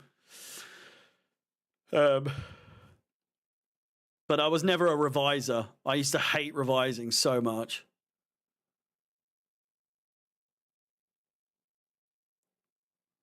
Free kick to Bournemouth on the edge of the centre circle.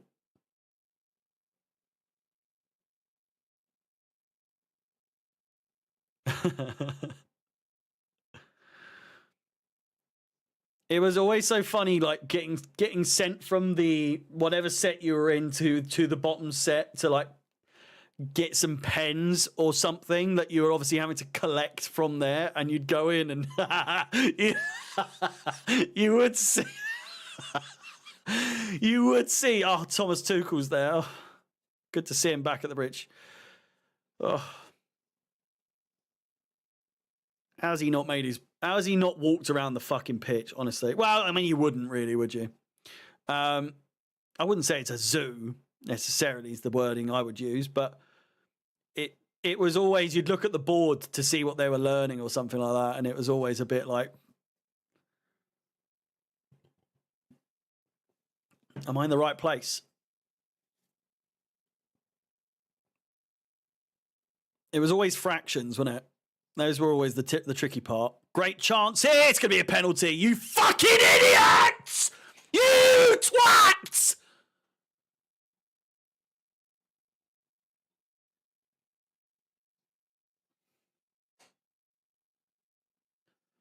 Well, it happened way, way, way quicker than I was expecting.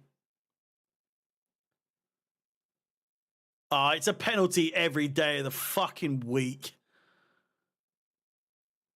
That is an absolutely abysmal fucking challenge from Caicedo. As penalties go, it doesn't really get much more clear-cut than that. Fucking hell.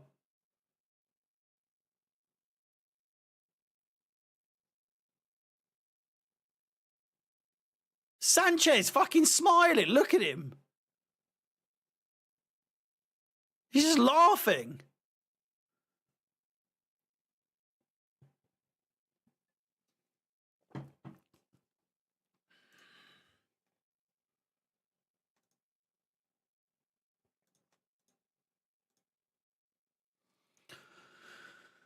Fuck me. And it was so obviously going to be Kluivert as well. We were looking over the last 5 games. How many fucking penalties has he scored? He's scored 1, 2, 3 penalty goals in the last 5 away games for Bournemouth. 3 penalty goals in his last 5 appearances away from home for Bournemouth. Come on, Sanchez, you twat!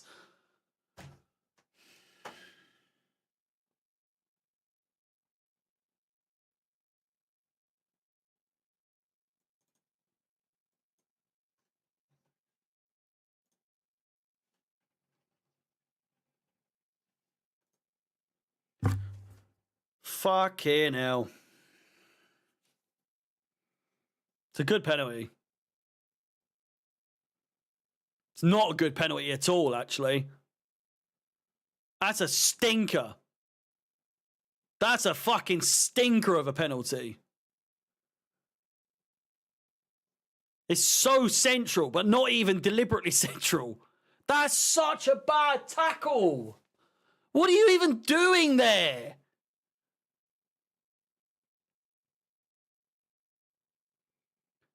Yeah, another clean sheet gone. When was our last clean sheet win?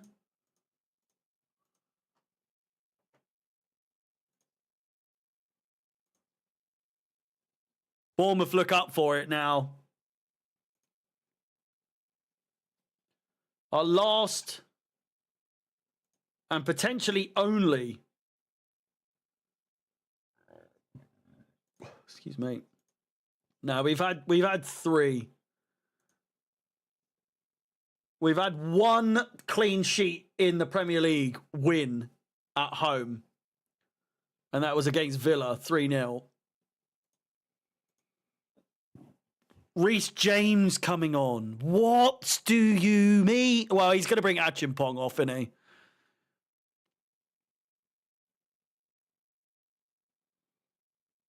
He's going to bring Josh off, which you would, really. You need some experience on the pitch. Oh, get up, Kukureya! Fuck me! I'm so sick of him doing a Dolph Ziggler fucking impression every game! Get up!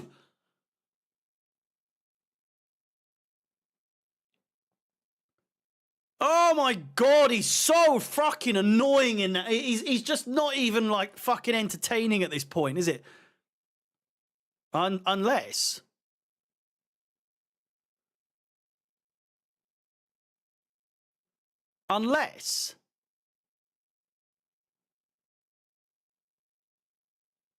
Has he pulled his hair? He's pulled his fucking hair!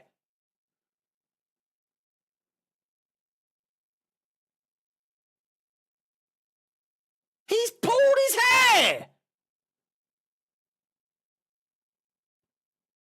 He's clearly caught. Are you joking? There's VAR. Good. Good. It's a fucking red card. I take it back, Kukureya. I'm sorry. But you just flap around like a fucking flappy inflatable arm flailing tube man 1 time too many. Although this time, I think you're right.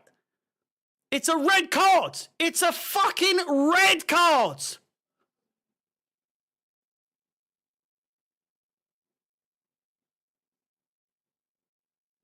It's a clear red card. How many times does he need to watch it?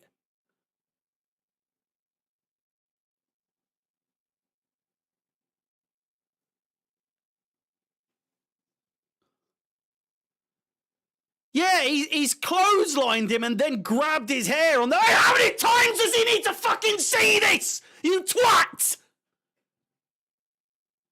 It is so obvious! Oh, if this isn't given, I'm gonna fucking lose it. It's so obvious. If it takes you this long, surely you don't think it's a red card. If the ref is taking this long, he can't think this is a red.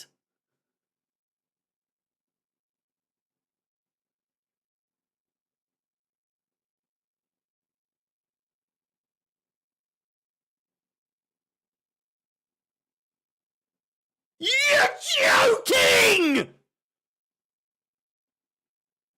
You are fucking kidding me! What the fuck is going on? I am absolutely fucking lost for words. Apparently, according to the laws of football these days, as we have now learnt on multiple occasions, pulling hair is not allowed. It is illegal. Unless you're pulling Mark Kukureya's hair. Then referees just seem to think, yeah, you know, fucking fair game. It's fine. What the actual fuck have we just seen here? How are they playing on? How are these players not like, nah, fuck off? They were all watching it.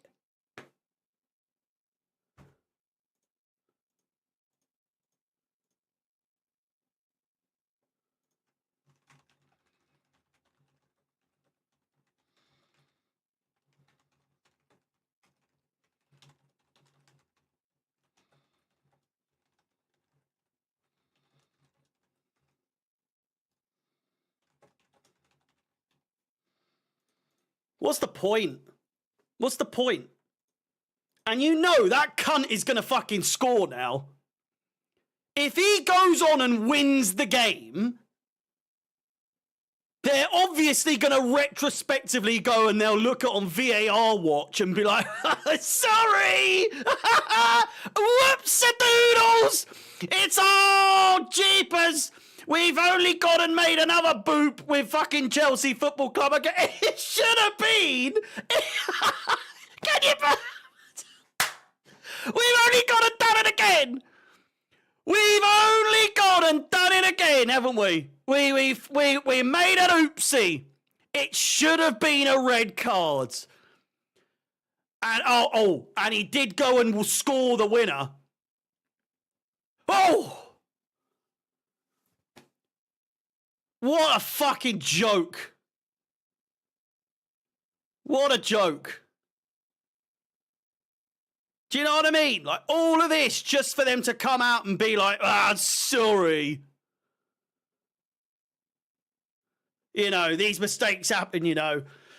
It's not like he didn't have 60 fucking replays to check. How? How he came to the conclusion that that wasn't a red? Other than the fucking dipsticks in his ear were telling him not to send him off.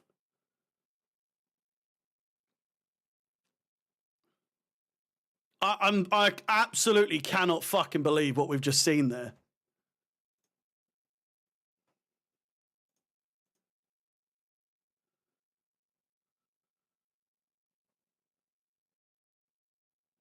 What is the fucking point? What's the point anymore? It's so many decisions that are just like, it's not even, it may not end up being detrimental to the game, but the rules. What are the rules? What the fuck are the rules of this sport anymore? What is handball? What is a fucking red card? What is violent conduct anymore? What is offside anymore?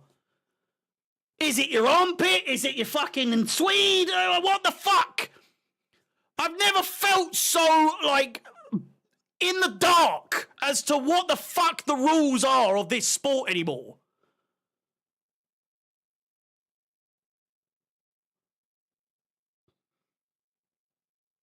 Here's Madueke.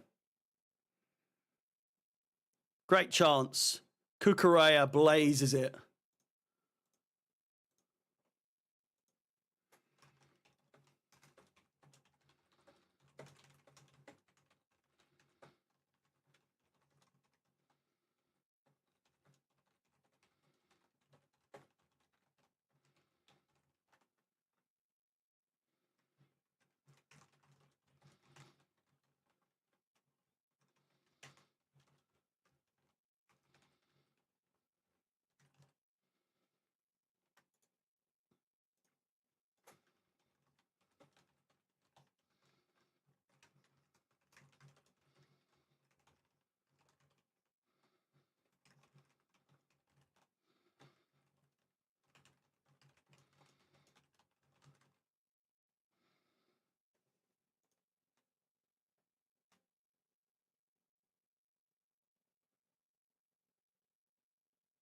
Yeah.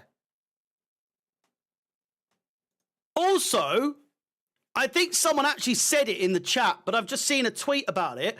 Since when? Since when?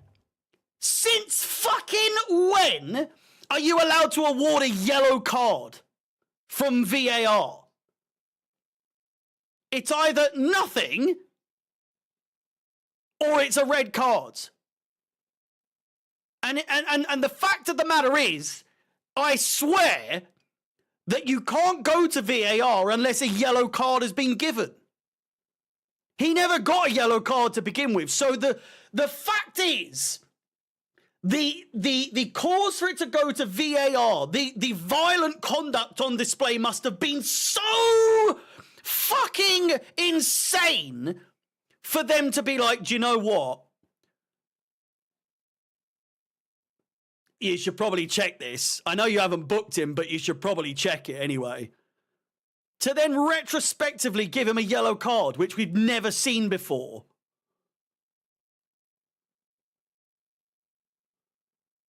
Here we go.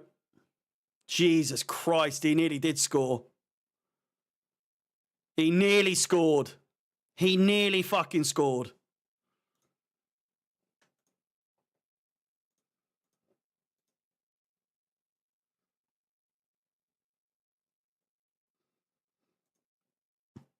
Is it Brooks? It is.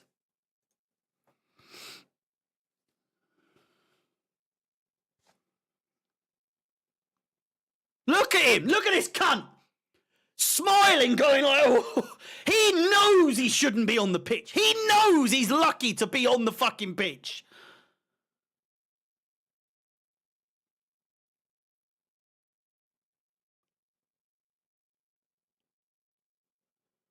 Oh my God.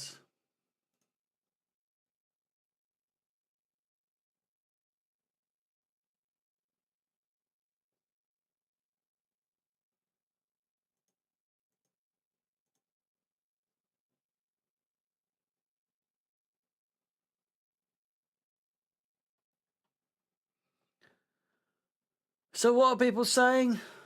This is the first time I've seen a VAR intervention lead to a yellow card, which we have been told is not something you can do. Is this breaking protocol? Literally no bigger farce than the PGMOL.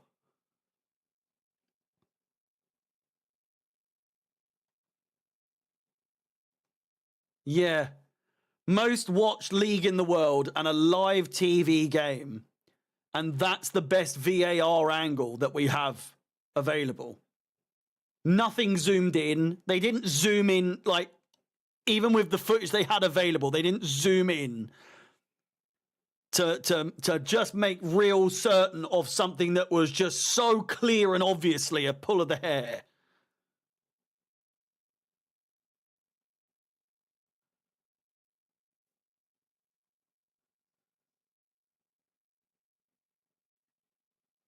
It's just a joke. And honestly, it is just sucking the life and the fun out of football at this point.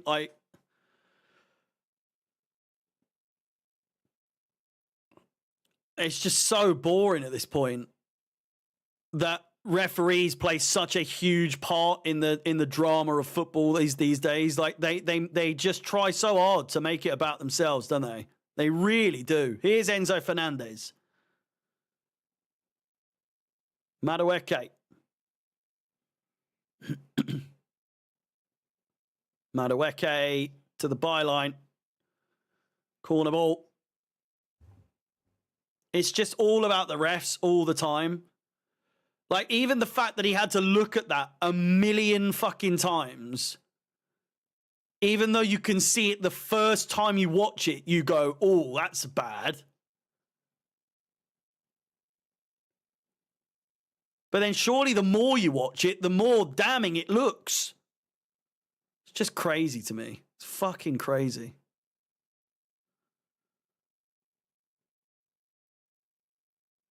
Ball cleared away. 132 likes on the stream. Let's try and get to 150 as soon as possible, please. Really do appreciate it. Man City have scored as well. Well,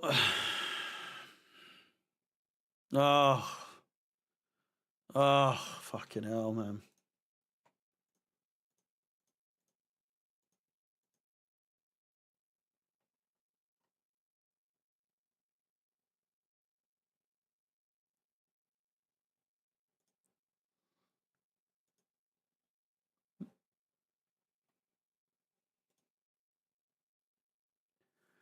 Premier League Match Centre says that VAR recommended an on-field review for a possible red card for violent conduct. Upon review, the referee deemed that the challenge on Cucurella was a reckless action and not violent conduct and issued a yellow card to Brooks. So there you go.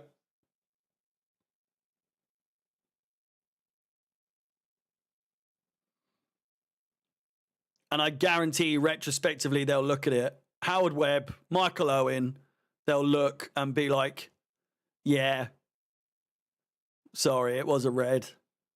Our bad. It's only top 4, you know. Maybe next year. You know, these games where you need any sort of luck to get a win, because we can't just win it 1-0, as we've shown.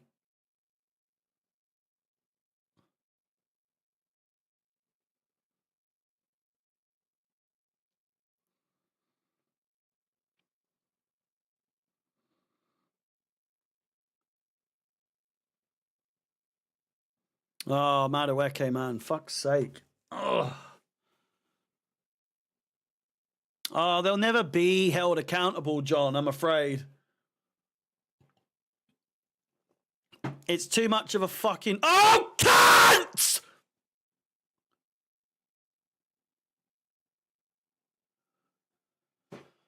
Fuck me, man. What's the point?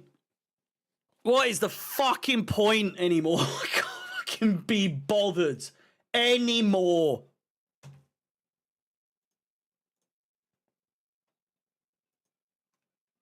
Yeah. Well, it's always a fucking... It's always first with Chelsea. You've got Bournemouth beating us at the bridge for the first time in 6 years. You've got, you know, Chelsea conceding 2 from 1-0 up. Not a first, I would argue. But then the biggest first of all is a yellow card being given for someone after a VAR review, you know, where they should be down to 10 men.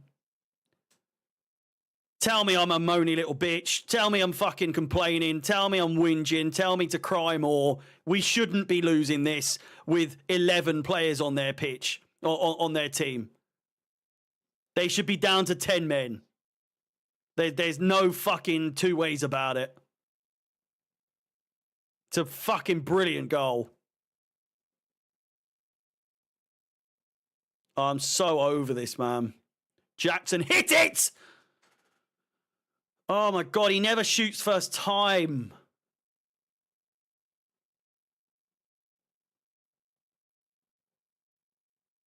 I mean, you can't really shoot first time there. I take it back.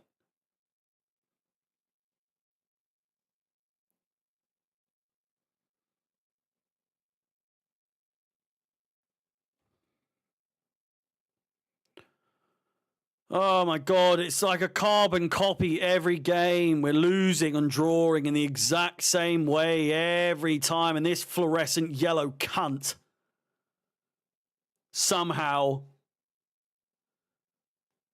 has a job as a leading Premier League referee. Can you believe that? Wow. Take a look at this fucking guy. Swindled his way into becoming a professional referee somehow. Don't know how he's done that.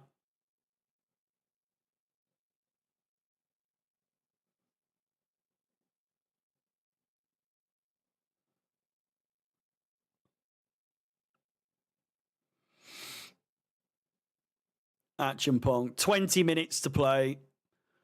We haven't got a hope in fucking hell of winning. Even drawing. There's no way back. With the way this fucking bunch of clowns play. What's happened to them? What the fuck has happened? I don't understand. Oh, what is that? What are you doing? Look up, you cunts! Fucking hell! Oh my God! How the fuck do we play so shit? How are we so good at the beginning of the season? And we've turned into the biggest bag of fucking penis you've seen in the two. It's just as bad as any time we've seen them play. We let one in and it's just heads down, fucked. Heads down, don't want to play. Heads down, maybe next game, eh? Fucking shit.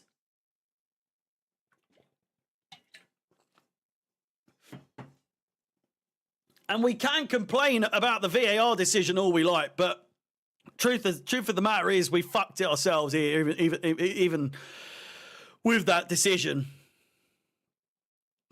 It was so predictable. We were saying it at half time. This is why none of us were really that excited that we were 1-0 up at half time. It's because we were always going to concede. We were always going to fuck it up somehow.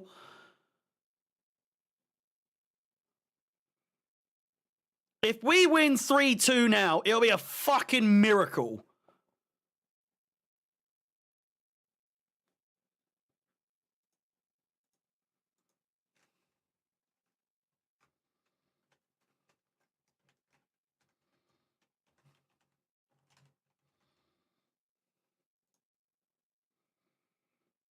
Oh, Sanchez, what are you doing?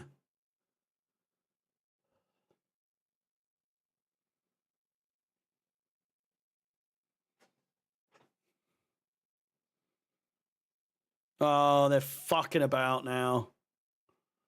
Rolling around. Get up, you absolute prick.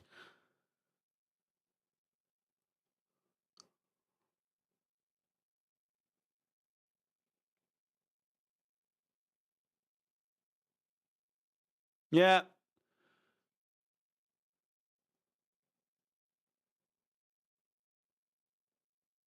Look at him, smug little prick. I'm absolutely baffled. The PGMOL have spoken out and said that it's reckless but not violent conduct. Fucking make any sense! That doesn't make any sense!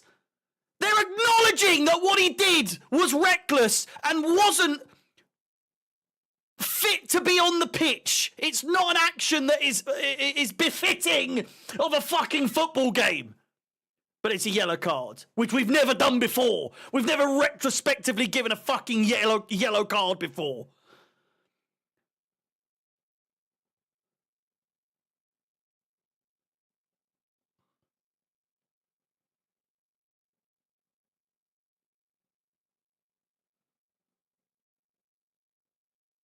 Biggest league in the world, my fucking left testy. It's the fucking worst league. Oh, fucking hell. Under no pressure at all.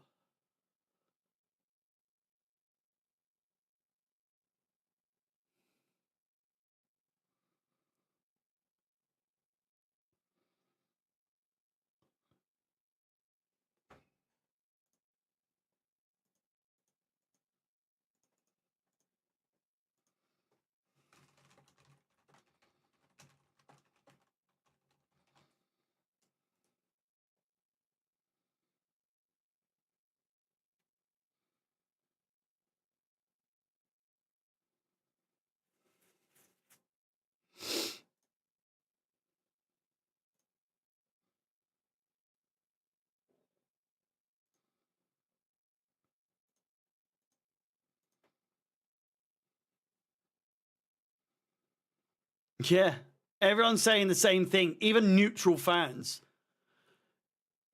On any other player, that's a red card. But because it's Cucurella, and it's happened on multiple occasions, it's not a red card. His hair is proving to be an issue, but not for any other team. It's a cheat code. You can pull Cucurella's hair if you want. You will not get sent off. It's just the way it is.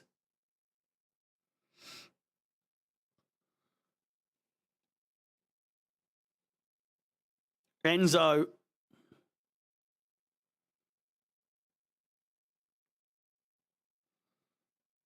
Yeah, I don't know what's happened to us at all. We're just shite. We're just shit. We rid of James. What the fuck pass was that, son? Jesus Christ.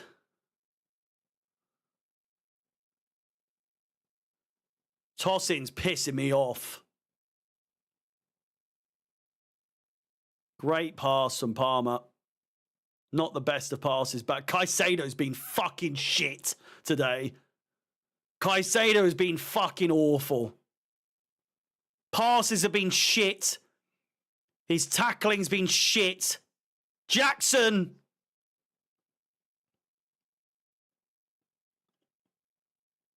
We need a goal. Realistically, we need a goal in the next 5 minutes.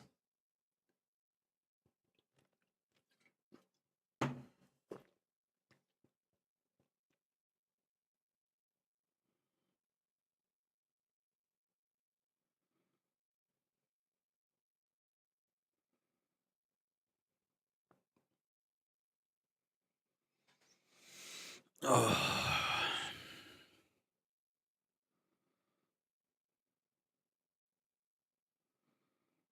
Yeah, what subs has he made? Has he just brought Jackson on? Not Jackson, James.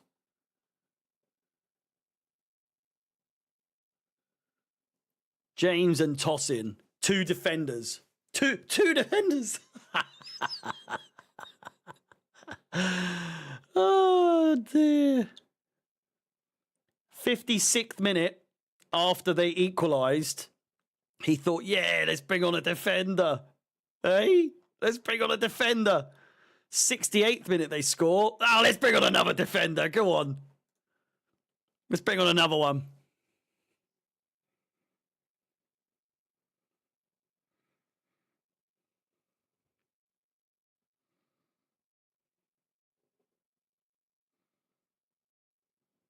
Oh, it's fucked. It's fucked.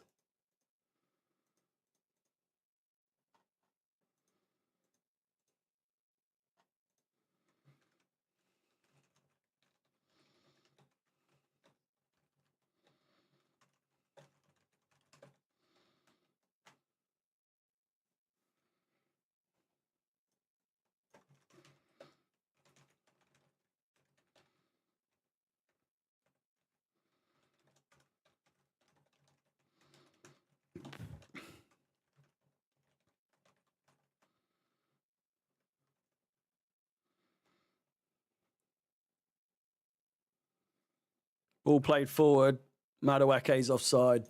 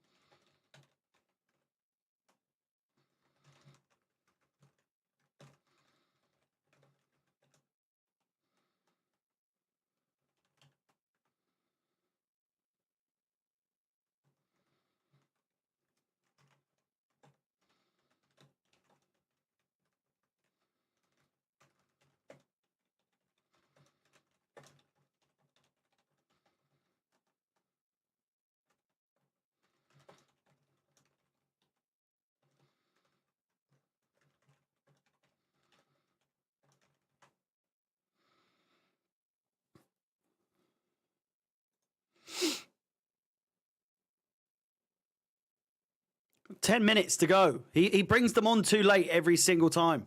Every single time. Caicedo. Unless Pedro Neto is going to be the fucking super sub of the fucking last decade. Oh, I can't.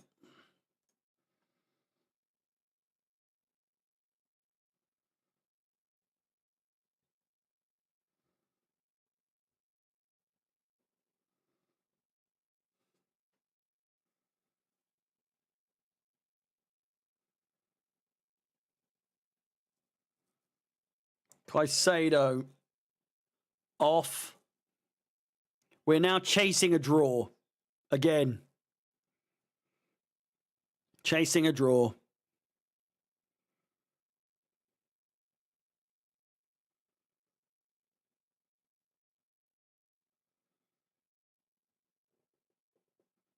Felix and Neto on.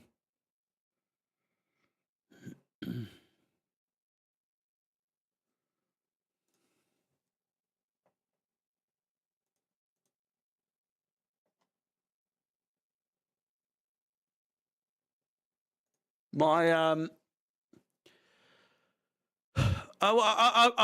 be honest. I was shocked at how good Maresca appeared to be when we first got him. And I was impressed. It seemed as though he had a plan for every sort of situation. And the only games we lost were against the two most recent champions in the Premier League. But now we've come across our first obstacle this season. We're fucked. We're absolutely, undeniably, unequivocally fucked.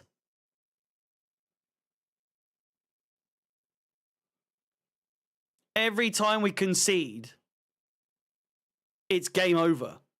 It is game over. Every time we concede a single goal, we turn to absolute shit. State of their fams, honestly. Fucking hell. Oh, fucking hell. I can't say anything, to be fair.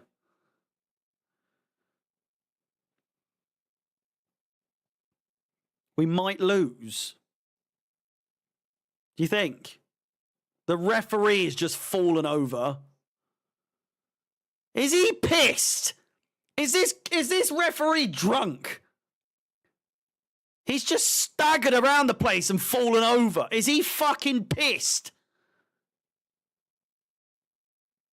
Here's Palmer. Counter-attacks on. Run, Palmer, run! Crossed in way too much. Fucking hell.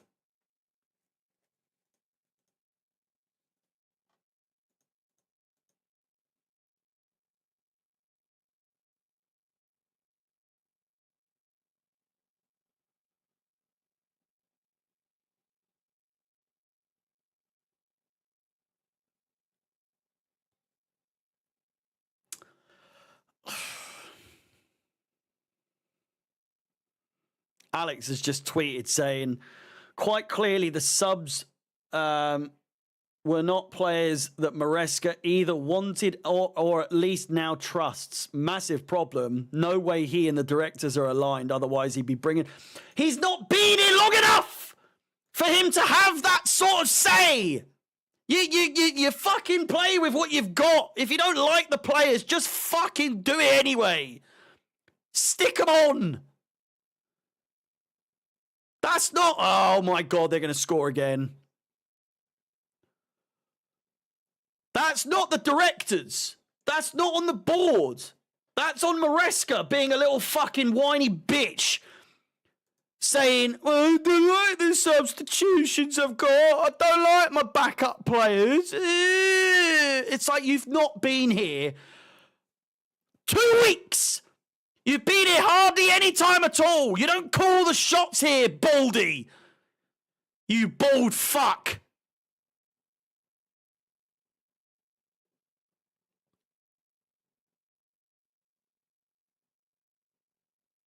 No offence to all the baldies watching, but he's just so bald. And it's getting on my tits. I thought the baldness would play in our favour, but I feel like it's working against us. Don't fuck this. Take your time. They're everywhere. They're like a swarm of wasps. Ball comes in, easy save.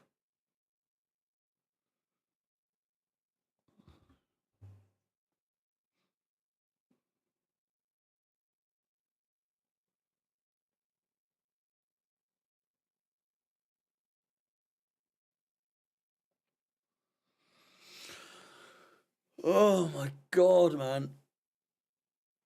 It's just unbelievable, isn't it?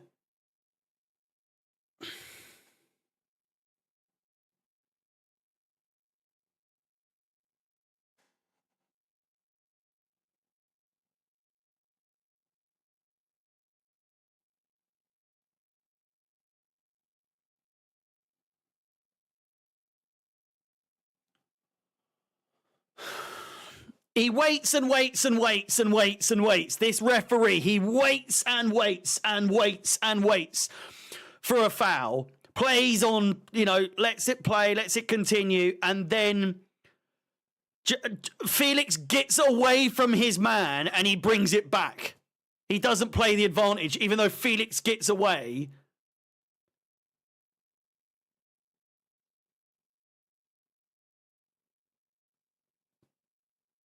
Fucking useless.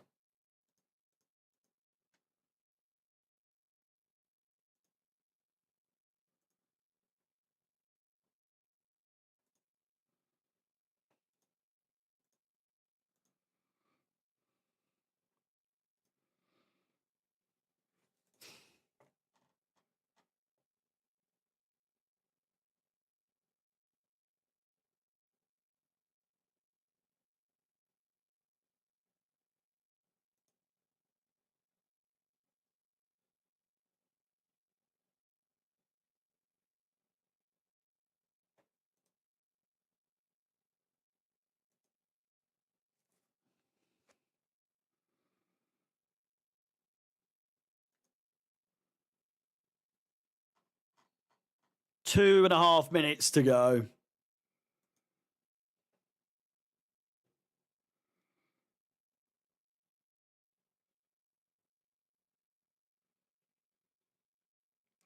I can't lie. It seems reactionary, but I just don't see where Maresca's ever gonna.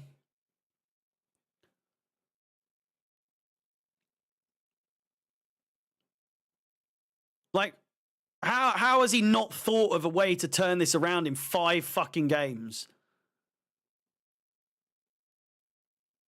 Such bullshit games as well. Like, the fucking teams we played against is embarrassing. Dropping points to Everton, Fulham, Ipswich, Crystal Palace, and fucking Bournemouth. I know Bournemouth are a team in form at the moment, but Jesus Christ. It's just outrageous. It's outrageous.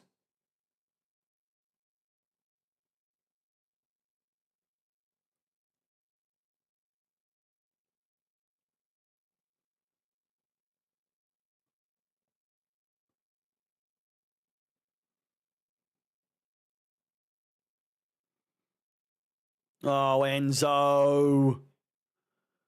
Counter-attack is on now. That's offside, yes.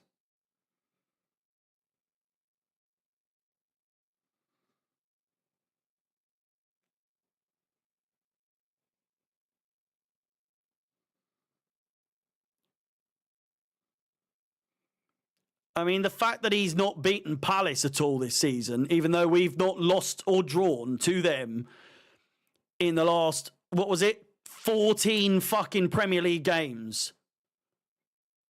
And now we can't beat Palace.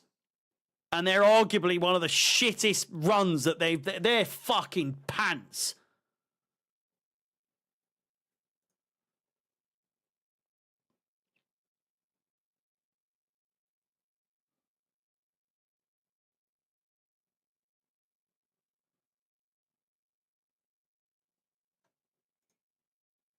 Brentford 2-2.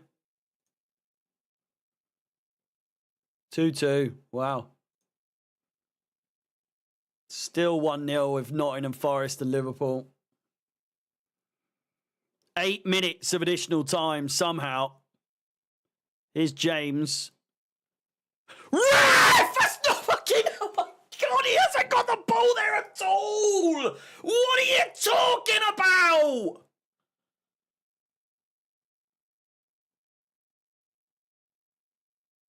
I'm going to have a fucking aneurysm in a second.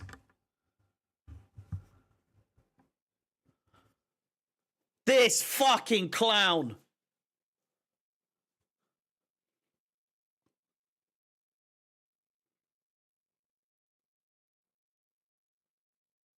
They're not showing the replay. Oh, fucking kill me. Just kill me.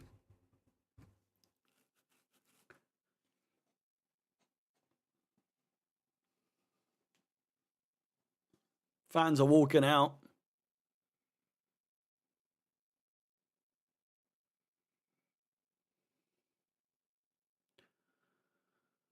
Play it! Cole Will, you twat!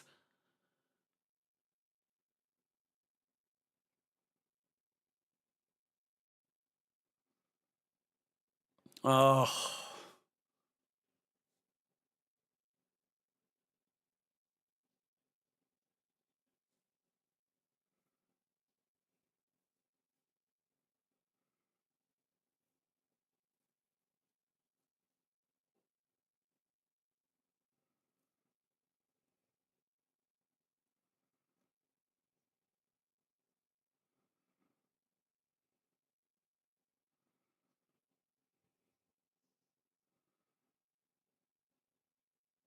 Nice. Felix. Felix! Oh, Jackson, you've got to be closer there. He's onside. Fuck off.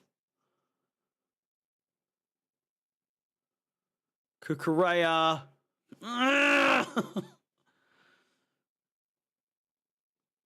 Come on. Pass it! What are you doing? Fucking hell! Why is Fernandez moving so fucking slow? There's no urgency. They're all waiting to the last second to pass the ball. Just release it. Lovely from Joao Felix. Jackson goes down off the ball in the fucking box.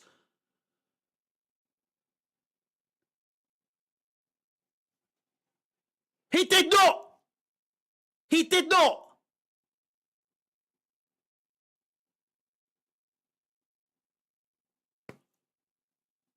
Jackson's been pulled to the ground, but the ref blew the whistle so fast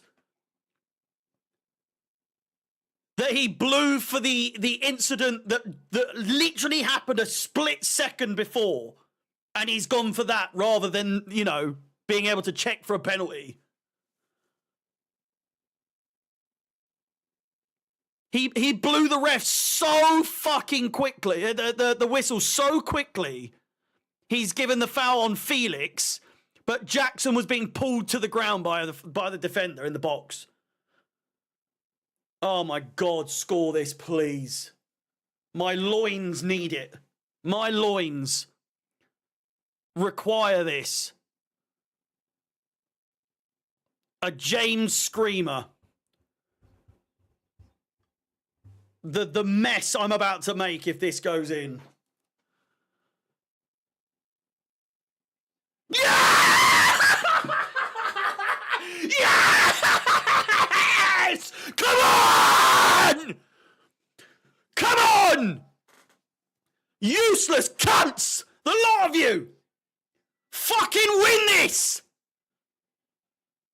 Oh! He's only gone and done it! Fucking come on! I do end the clock, but fuck him. Oh my God. The mess. The cleanup. It's going to take me hours. A substitution. I mean, he did. He did make that substitution to bring James on. Oh.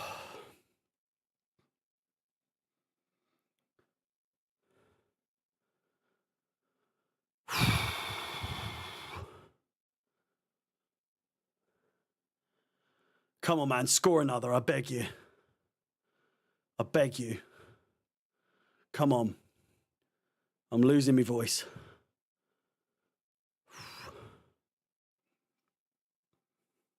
He's fallen over. Great interception. Come on, Pedro. Shit pass.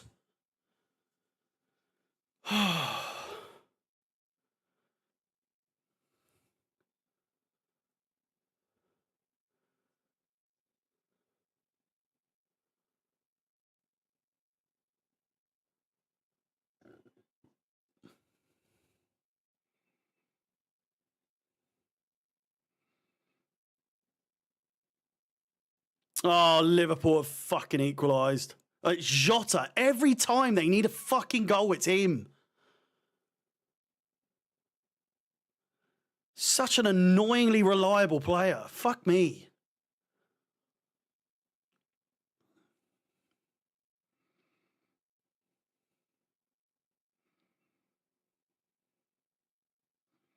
Don't let this fucking fall now, please.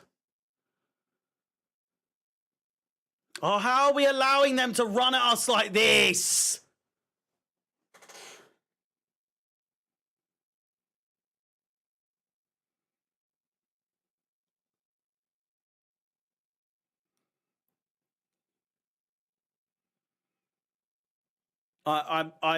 Victor, I'm the same as what Dan said. I'm not happy with the result. But it's a fucking class goal.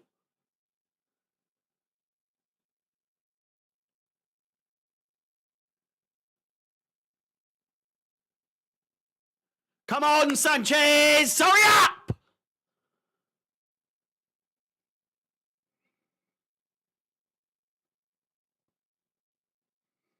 Can we watch the game, please? Enzo, wake up. Come on. Forwards. Forward, please. Shit pass from James. Great pass from Neto. Come on. Oh, fucking hell. Come on! You haven't got time! You know he's going to blow it early. One more chance! Come on! Get it in the box! Get it in the box! Oh. Corner ball. Corner ball, man. You know what the drill is. You already know what the drill is.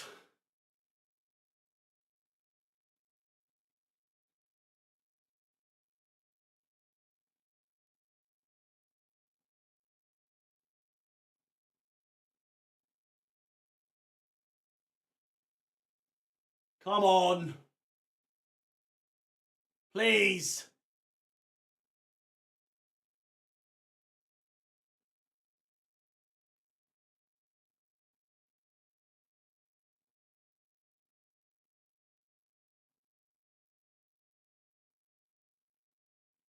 Oh. Fucking donut. It was terrible.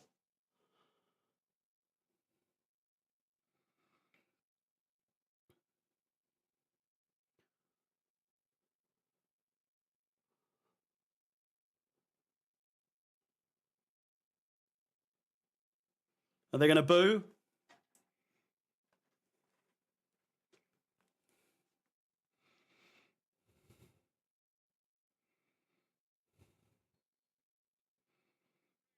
No.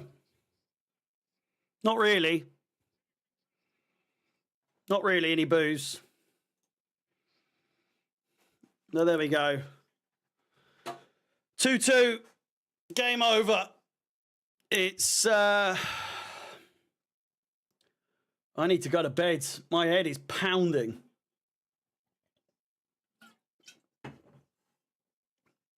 My head is absolutely pounding. We've absolutely fucked that. Palmer's having a go at the referee.